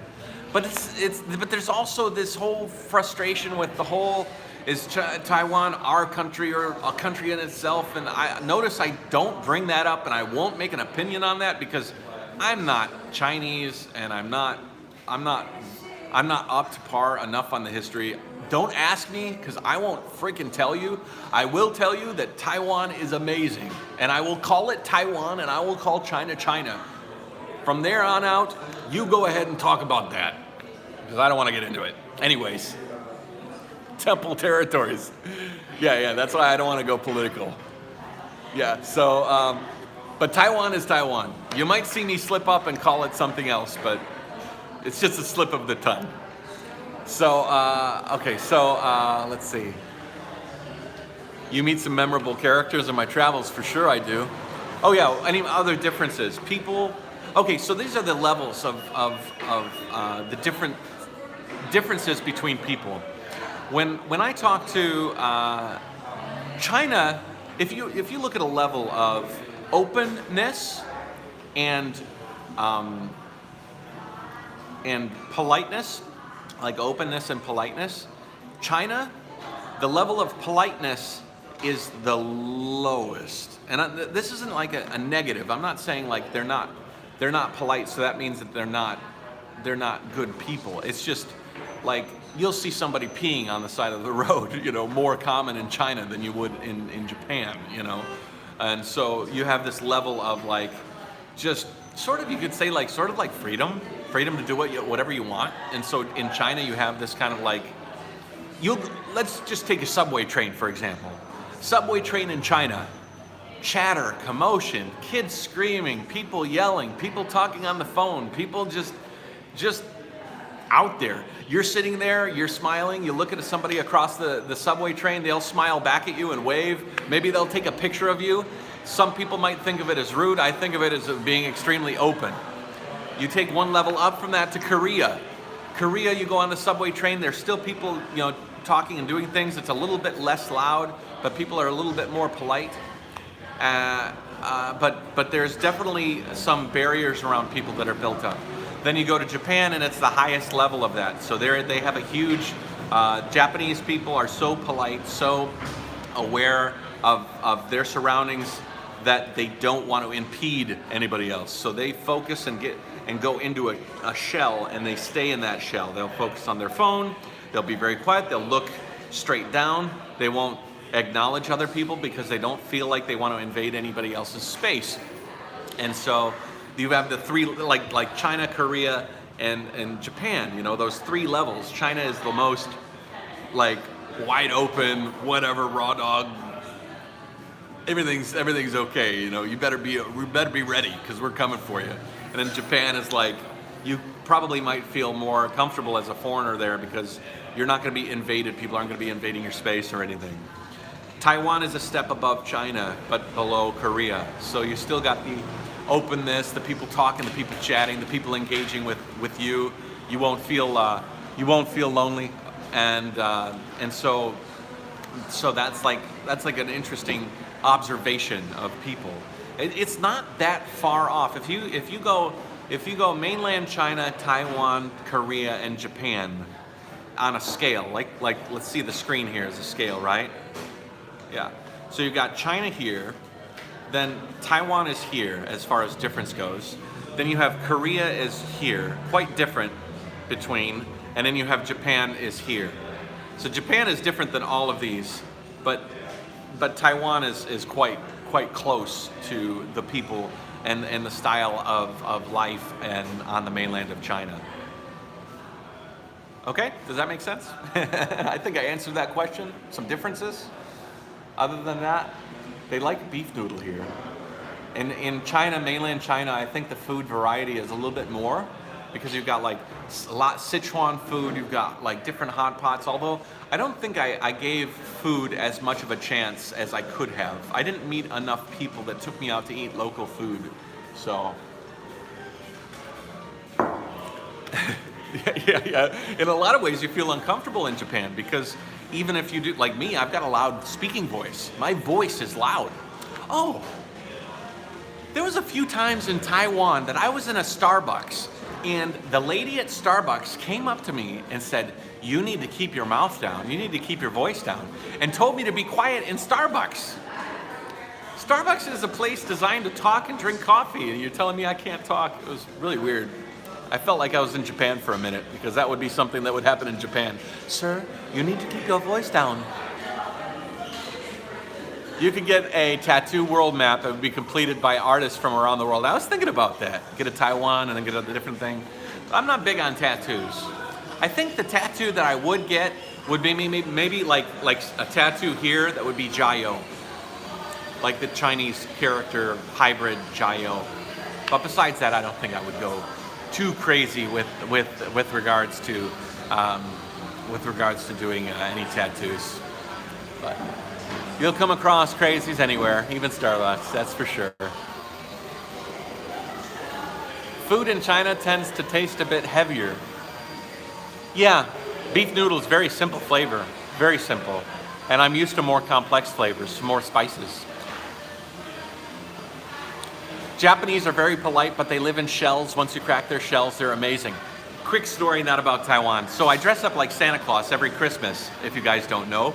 It's something I started in China, and I dressed up like a full Santa Claus costume, and on Christmas Eve and Christmas Day, I walk around and I give out toys to the kids and the people, and I try and like show them a really happy, big, American size. Wow, thank you so much. Jayoe, Giles, thank you so much for that super chat. Thank you. So I dress up like Santa Claus on every Christmas. But this Christmas, Ryan invited me to spend some time with him in Tokyo. So I went to Tokyo. I was on the Tokyo subway. Picture this. Tokyo subway, like I just told you, everybody is focused. Didn't China make it illegal to celebrate Christmas? No. Oh, they're fine. So everybody's in their bubble, they're very shelled, they got their phone, and I'm dressed up like Santa Claus, head to toe, big beard, big hat. I have a cloak, custom made stuff. If you guys haven't seen my Santa Claus outfit, plug Jayoe and Santa into YouTube after this video. You'll see some funny stuff. So I'm walking around, I'm in the subway train. Everybody's a full subway train. I'm going to the most busiest subway station in the world. And I'm on the subway train, and all you can hear the sound of the subway train. And I'm dressed up in Santa Claus. All these people are in the subway train, and they can't even see me. I'm like, I'm Santa Claus. It's Christmas Eve. Acknowledge me. So I go, I'm holding onto the subway rail. I go, hoo, hoo, hoo, hoo, hoo. And I do this ho, ho, ho. And everybody in the subway train, you could see that their attention was trying to divert, but they're sort of focused on what they're doing. And I still didn't rattle them. And I'm trying to, what you said, break their shell. So I go, hoo, hoo, hoo, hoo. And I go a little louder. And still, they're like, one of the people like look up and then they look right back down, you know? Not even smiling. I mean, I feel like you really have to work hard to break their shell. So Ryan was with me and he's looking at me and he's a little bit embarrassed, but not much because he knows who I am. And then I go full on, hoo, hoo, hoo, Merry Christmas. And I scream it so loud the whole train hears. And then everybody puts their phones down, they look up at me. And I just continued the big smile and ho, ho, ho, ho, and then they're laughing and smiling. And some of the older people didn't find it so appealing, but most everybody there found it really funny. But once you broke through their shell, they were quite happy that I was there and did a full-on Santa Claus. I got some amazing video from that time actually that you guys haven't seen. I have so much video from pre-vlog Matt. Some amazing stories that I want to tell you guys. When am I going to tell those stories? Anyways, so yeah, I surprised them. So let's go back. Again, thank you so much, Giles. That is such a nice thing, that super chat. How's Taiwan internet? For those of you that know, I bought an internet card for 1 month of unlimited data through a company called Far East Tone. After that month ran out, I wasn't able to get that 1 month card, so I bought them in 10-day batches, and I bought 2 10-day batches of unlimited data. I used those up, and now I'm using my SIM to Fly card, which is my international SIM card that I got in Korea, and that's why. But it's only got data, so I've just been kind of like, I want to use Wi-Fi as much as possible now. But the Wi-Fi is quick, and the hostels provide great Wi-Fi. As far as connectivity goes, you can pretty much find an open connection at any coffee shop or Starbucks. It's a very good place, speaking of, to do this. When I get back to China and I'm cycling south into Vietnam, I might not be able to do what I've done here in Taiwan.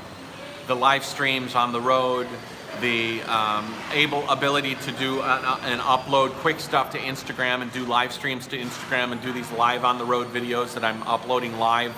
I don't think I'm going to be able to do that from after Taiwan.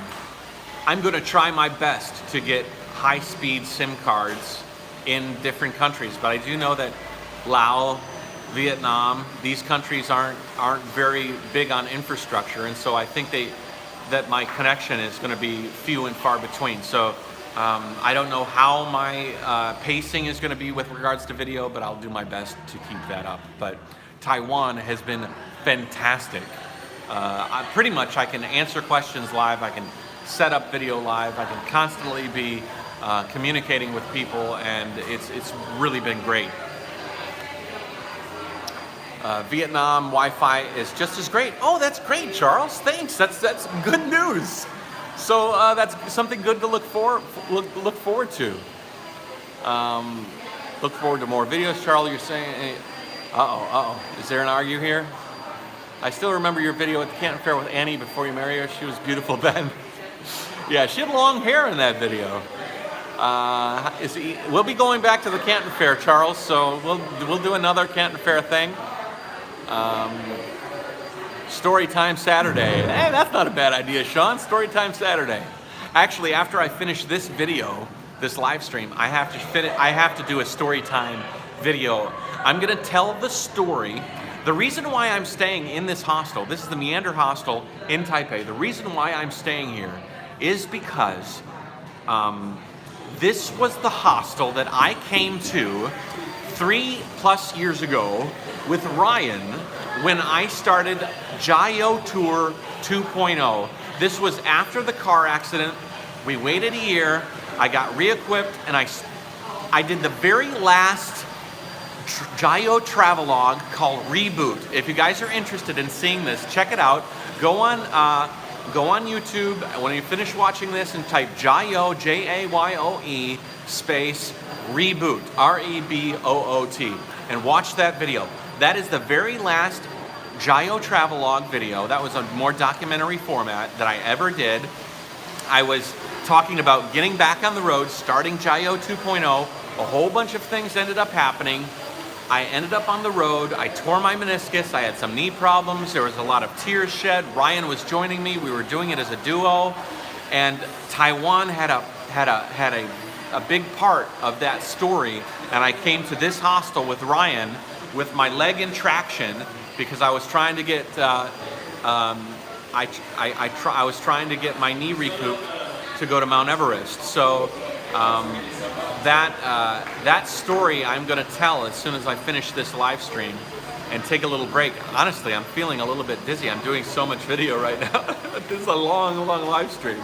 So yeah, that story is going to get told, and this place I'm at has significance to that story. So actually what I'm going to do is I have all my hard drives, and I'm going to pull all the video from that time and then narrate some clips and then give some context to the time that I spent with Ryan on this Jayoe 2.0 tour that you guys don't really know so much about. So look forward to that. Back to questions. Hey Matt, have you ever been to CIPS? Yeah, I think so. What does CIPS stand for? I think I've been to that show. Did you do the story? I need to back up and watch that. No, I didn't, Matt. I'm planning to after this. Jayoe Nation Uncut. Thailand is excellent. Is Annie here? Annie, I don't think Annie's here. Storytime Saturday. I'm going backwards. Matt, based on all your world travels, do you believe the world is globe, as they say? No, it's total propaganda. I literally flew over the edge 3 or 4 times. It's flat, trust me. Hey, Matt from Georgia, USA. Hey. Okay. Going backwards. I'll try to go way back. Jayoe is polite. I think Asia is great. I've done 5 years, also agree. You didn't go to Qingjing, Foggy Eden. You know what? There's so many places that I wanted to go in Taiwan. You only have so much time to go so many places and investigate so many things. You just can't go everywhere. Brian Denny, I enjoyed the shout outs of hello, I love you. I know, that was so funny in that tunnel on the last episode. Hello, I love you. That was a funny bit. Yeah, Korean toilets are very clean. Toilet, just talking about toilets is its own story in itself. That might be a really interesting episode. Rating toilets between Japan, Korea, Taiwan, and mainland China. Mainland China loses, hands down.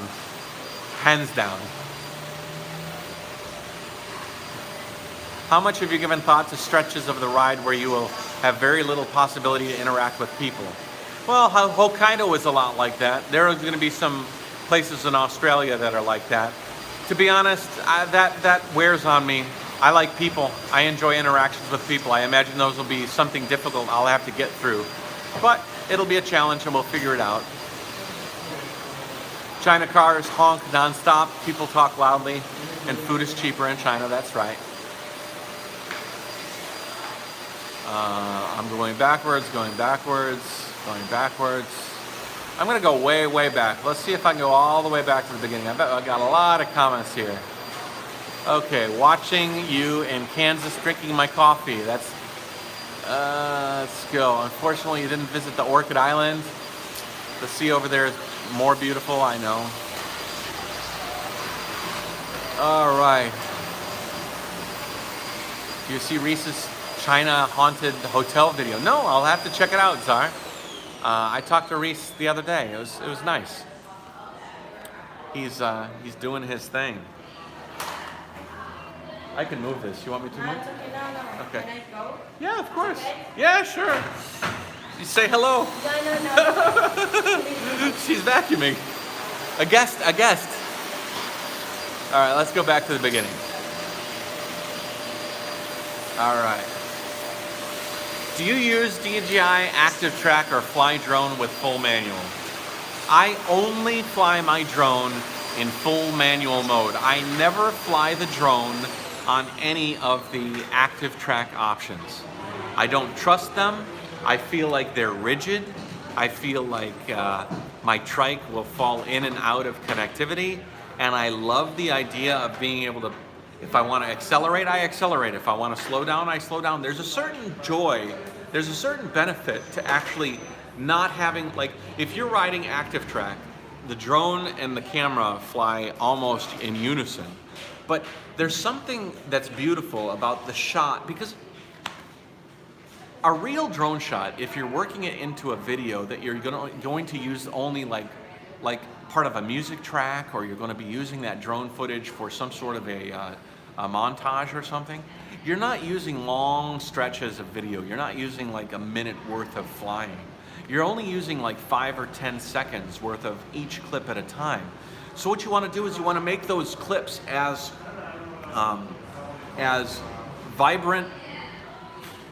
You want to make those clips as vibrant as possible. I'm going to plug my phone into power. Hopefully we'll charge good. I think last time my phone overheated.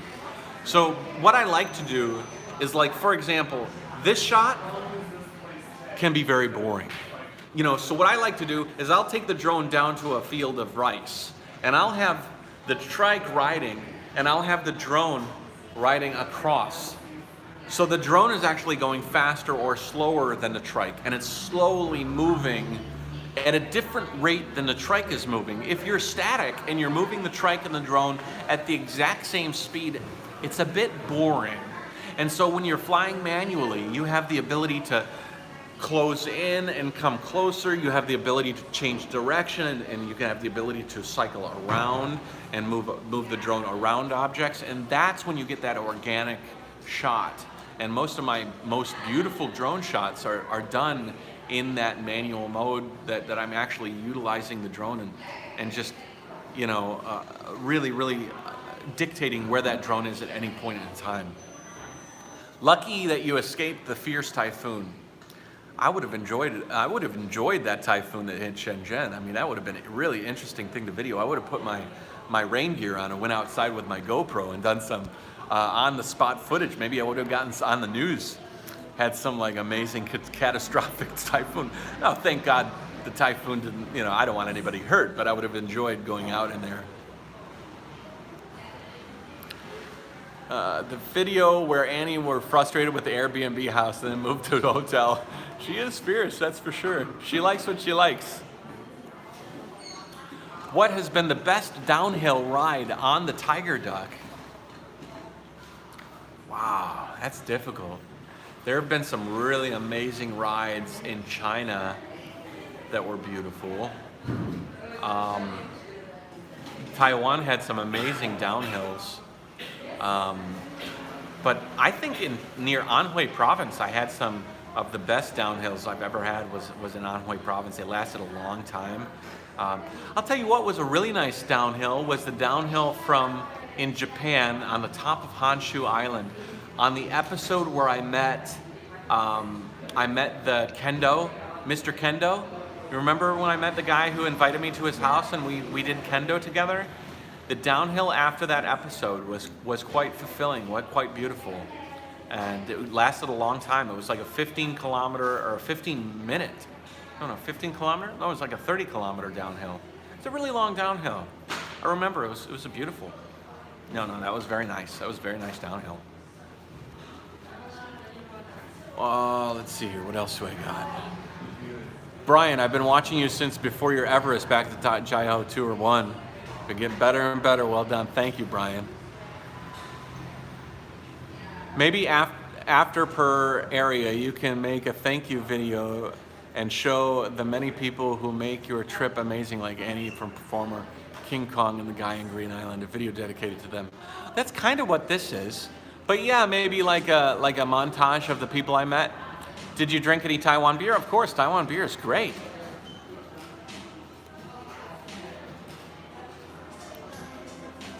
Well, we're on 2 hours now.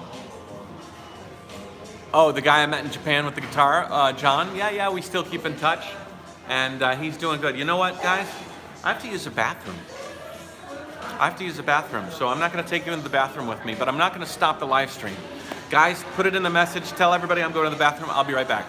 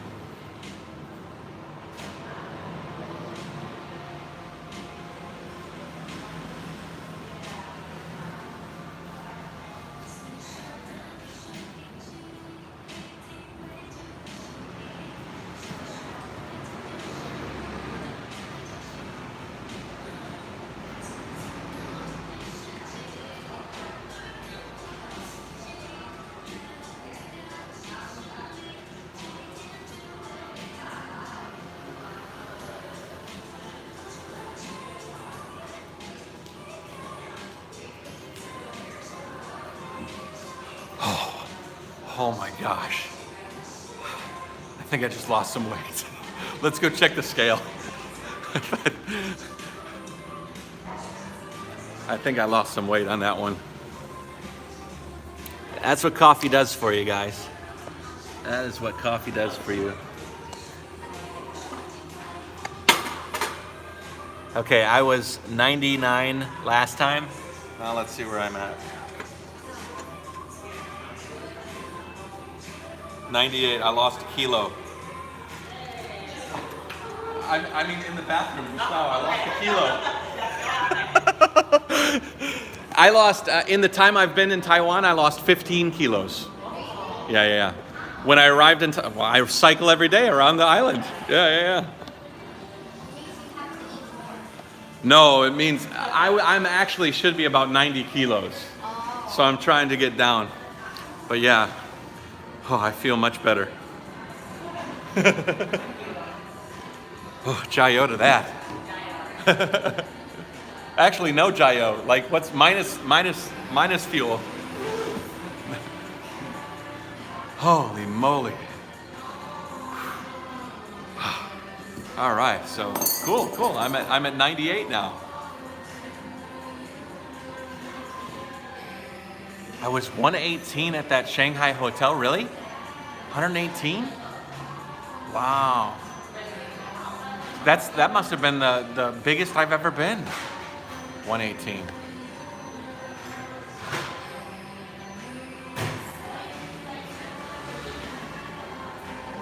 Yeah, it did, Jordan. It felt amazing. Yes, I washed my hands.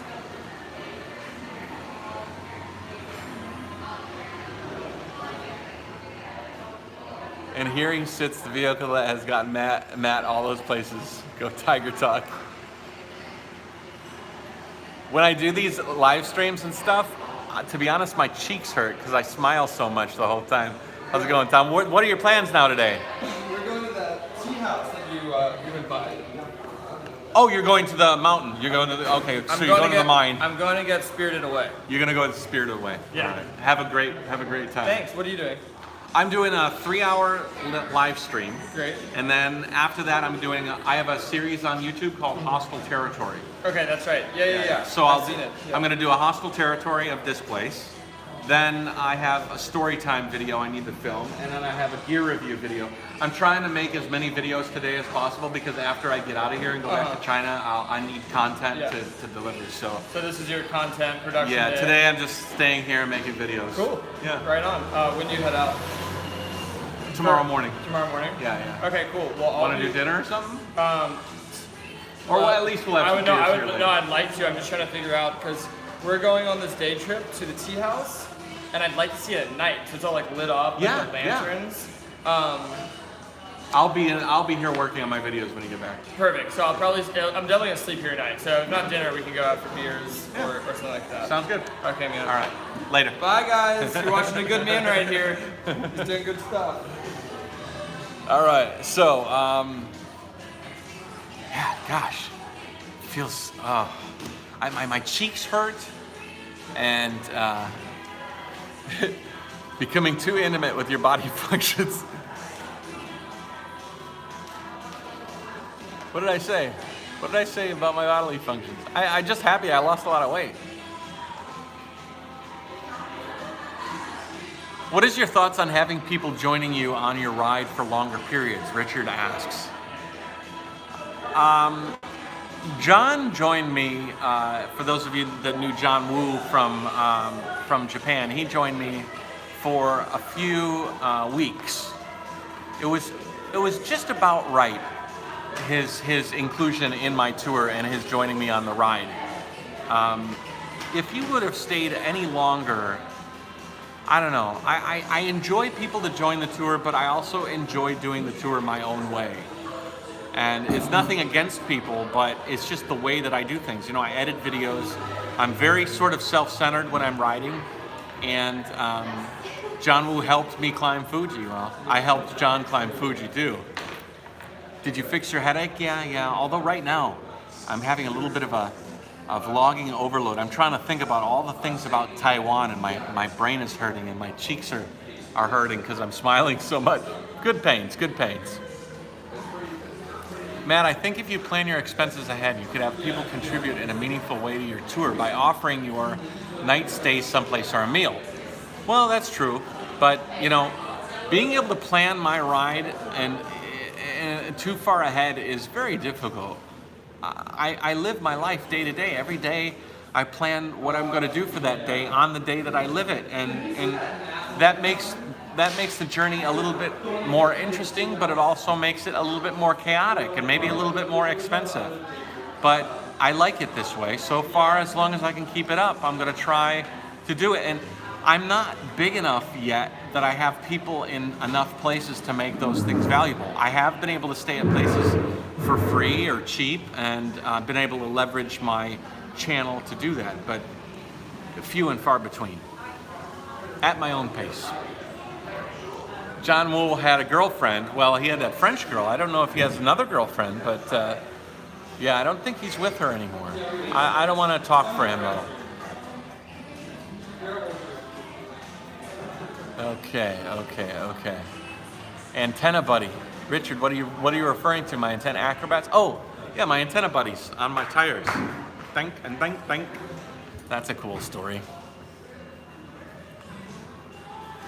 Okay. All right, now I'm going back to current time. Oh, you know what I wanted to do? How many people from Nash asked how many people from Taiwan watch me?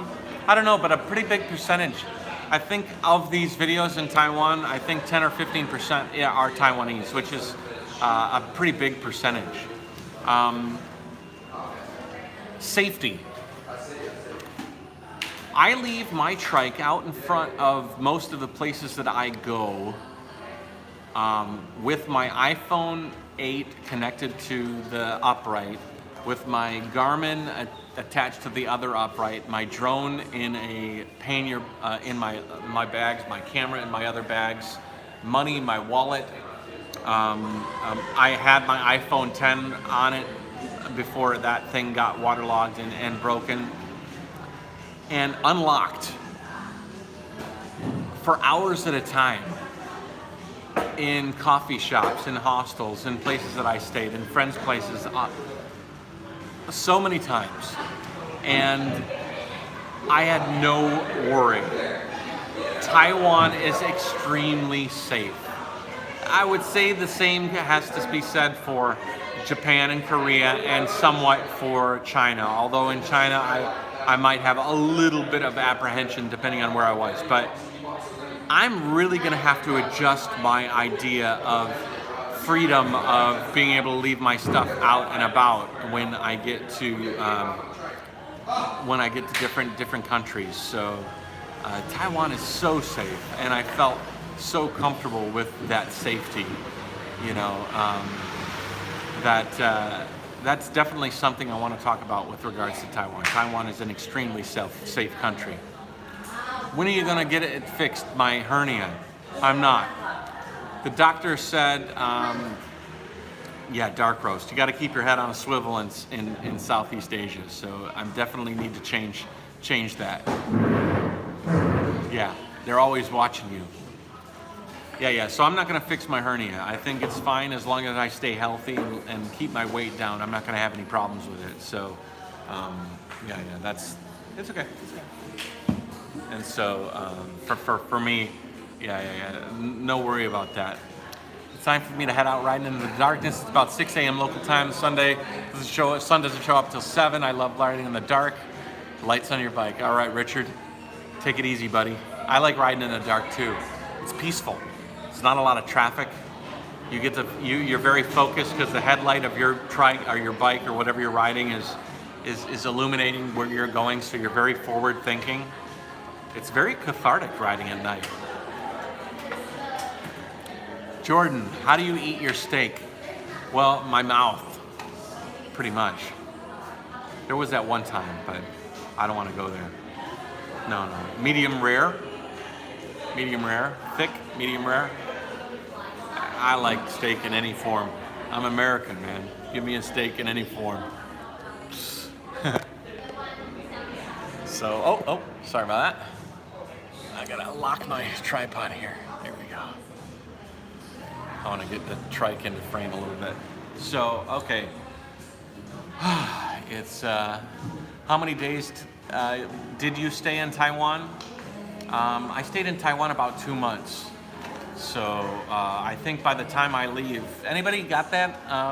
What was the first day I started my ride in Taiwan? You can look at my videos and see. I think it's been about 2 months. Are you planning on getting better brakes? George from Performer, he uses, these brakes that I have are mechanical, which is the best way to have brakes, because hydraulics can break and the system can, if the hydraulic system breaks, you're screwed. Mechanical systems you can fix. So my brakes are Avid, and they only articulate on one side against the brake pad. The brake pad's like there, you know? So one side. They're good brakes. They're actually really good brakes. I don't necessarily have to replace them. It's just the brake pads that need to be replaced. But George has a pair of mechanical brakes that he uses on his trikes that are like two-sided, and they press two sides against the brake pads. I kind of like that.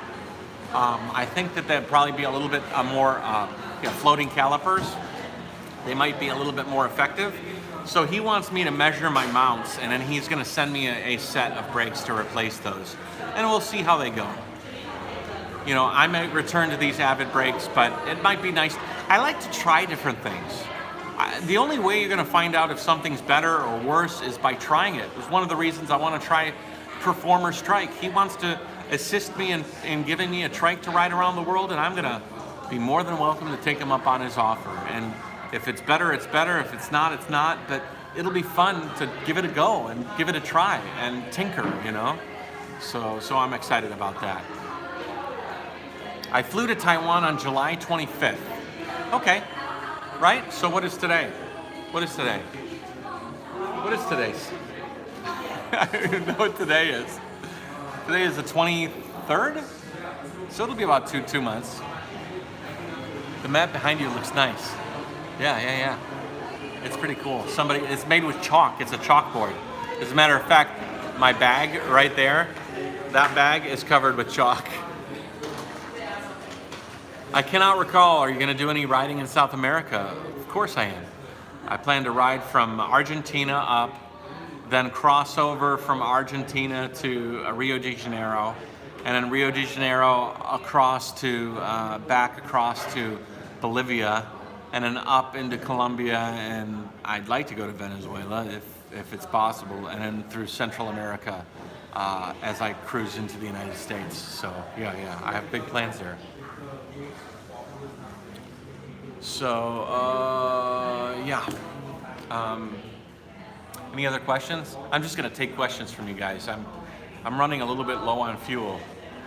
I feel like I've been talking for 2 hours and I'm like, but yeah, I'm really excited. I've got a couple more days in Taiwan. Dark roast, listen, my plan for countries so far ahead is very vague. Africa, South America, and Central America, very, very vague. I will refine those tours when I get there.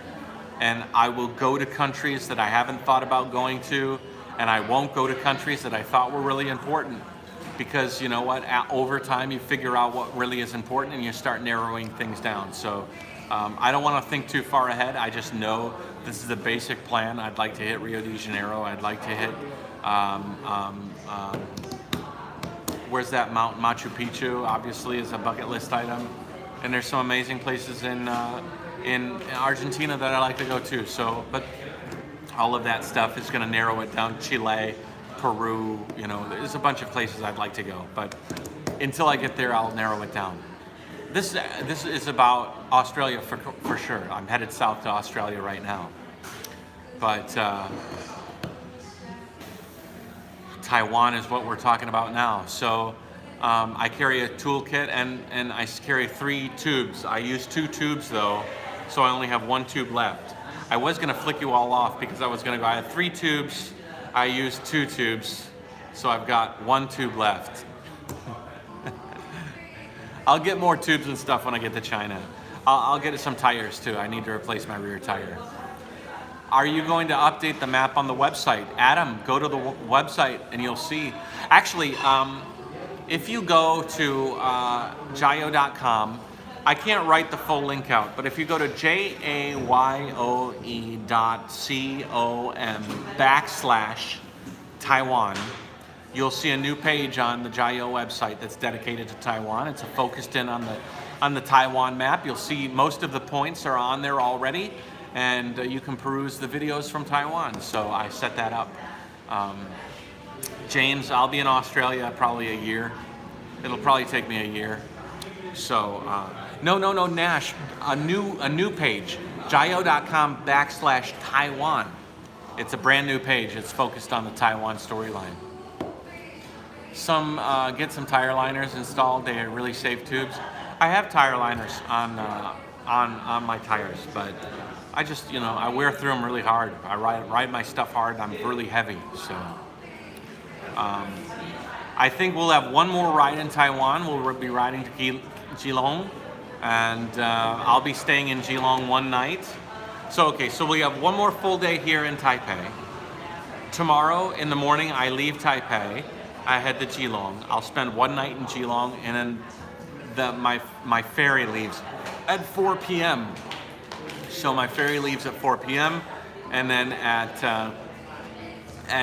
9 a.m. the following day on Monday, I will arrive in Xiamen. A friend of Annie's works and lives in Xiamen. She's going to pick me up from the airport with my trike and take me to a place where I can store my trike. And then I'm going to hop on a train, and then we will be seeing Stinker Dinker on Monday. So that will be great. Vachon asked, where would I like to retire at old age? That's one of the purposes of my tour, is to see the world.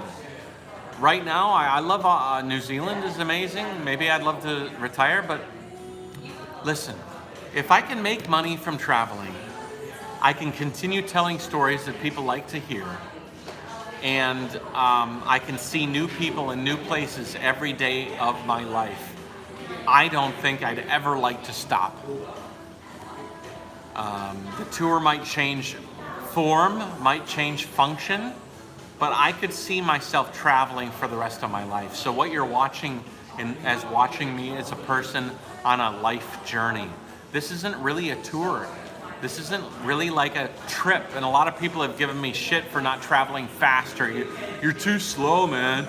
I know bicyclists that travel quicker than you, and they've traveled this place and this place. Well, you've only traveled this place and this place. And that's more power to you, but that's not my purpose. My purpose is to see the world, meet people, and rinse and repeat as long as possible. Do you find the nuclear plant interesting? And the Fukushima plant? Oh, that was amazing. Who are the 3 idiots that gave a thumbs down? Matt's journey is fascinating, and his storytelling is, hey man, some people want to see certain things. The people that gave me thumbs down, maybe they were angry they didn't see a drone shot. Maybe they wanted to see Annie and Eva. When I'm back home with Annie and Eva, everybody's gonna give me a thumbs down because I'm not riding the trike. I'm not flying the drone. Everybody likes something, you know? And they're gonna give thumbs down for one reason or another. Kardashian fans, right? Who knows? I believe your father has been taking care of you in heaven. I miss him. I miss him too. Walk 1,000 miles and read 1,000 books. You know what? One thing I want to do is when I get to an area called Koh Samui, which is an island in Thailand, I'd like to do some long walks. I'd like to walk around a few islands.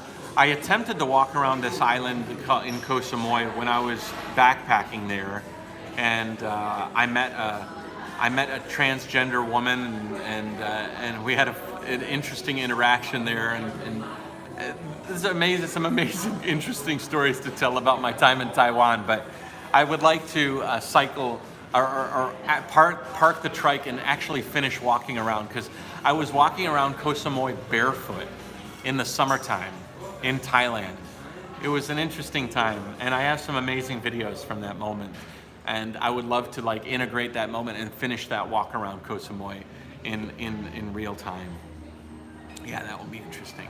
There's so many things that I'd like to do. There's so many things. Thumbs up are coming in for the rescue. Thanks, guys. I appreciate it. 100 thumbs up. I don't care. You know, thumbs down. If you feel passionate enough to give me a thumbs down, then I gotta say thank you anyway, because you're probably watching my videos intently anyways. What do you get for visas? I'm an American, so a lot of my places are visa on arrival. Vietnam, I'm gonna probably have to get like a 60-day visa. Multi-entry visa. Every country requires a different visa process, and I take it one country at a time. So before I enter Vietnam, I'll have to get some fairly intense visas for Vietnam, but Cambodia has visa on arrival. I'll probably be only in Cambodia for a couple of weeks, and then I'll be out of Cambodia into Thailand. Things might start moving a bit quicker as I start moving south. I think I'll cross Cambodia quickly. I think Thailand, I might stay a little long because I have some friends in Hua Hin, and I have a lot of history in Thailand, and I like to tell those stories. Malaysia might be pretty quick. Singapore might be a few weeks. Vietnam or Laos or Indonesia might be a long time. I might be in Indonesia for like 3 or 4 months because I have I want to do a scuba diving program there. And then Australia. Australia is going to be a really long time. But yeah, it's good stuff. We got a lot coming up here, guys. A lot of stuff.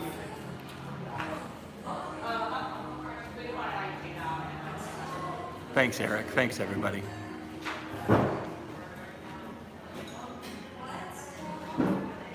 I found your channel recently very entertaining. I'm moving to Ningbo. Any advice? Get a good VPN. Don't spend too much time with foreigners. Make sure you meet locals. Don't get put off by their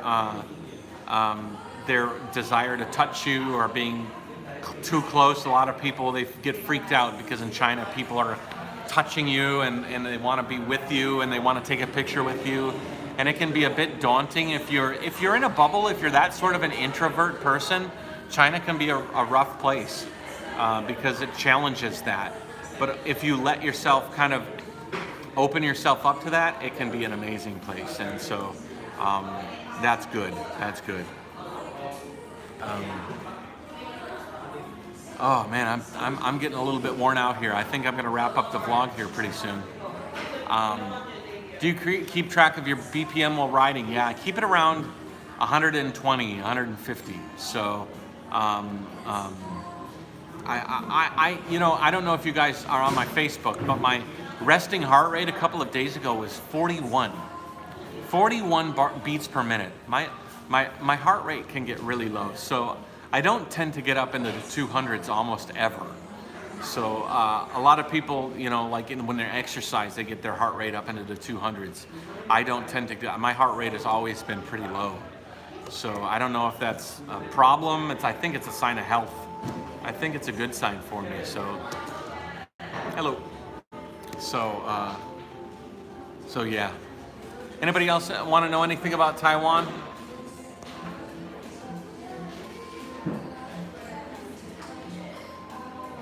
I'm reading comments right now.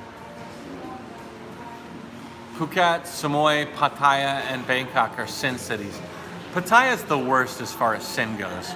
Phuket, it's just fun. Koh Samui is okay. You can go as bad as you want to go, and you can go to the good areas, you can go to the bad areas. You just got to balance that. How many pounds have you lost? I think I've lost 15 kilos since I've been in Taiwan. So how much is that in pounds, guys? Help me out. Somebody translate that. What do you think of the scooter lanes and the special stop zones? They're good. They make things really easy, but they do sort of slow things down sometimes. So,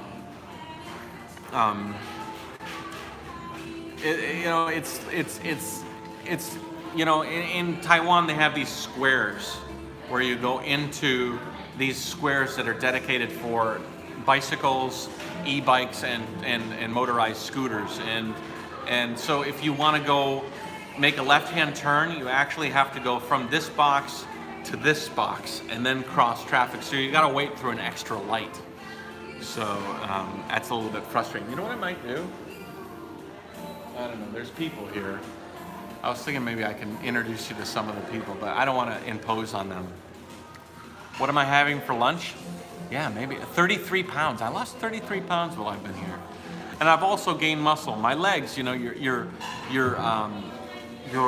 thighs are the largest muscle on your body. So, and muscle's heavier than fat. So I converted my thighs over to muscle. And so I think I increased weight of muscle and I decreased weight as far as fat goes. So I've probably lost more than 33 pounds of body fat, but I've gained body mass as far as muscle goes. So it's like a balance.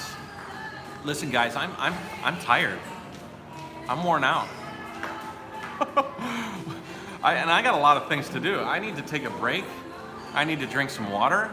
And then later today, we're going to do a hostile territory. Are you going to do Are you going to be my partner? Oh, she's answering the phone.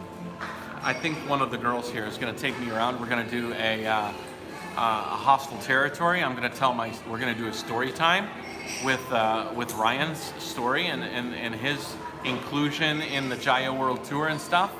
And yeah, we're gonna do some cool stuff. So I'm excited about sharing some of that stuff with you guys. I wonder if I brought the video from Ryan and I's tour. I think I did. I hope I didn't delete it.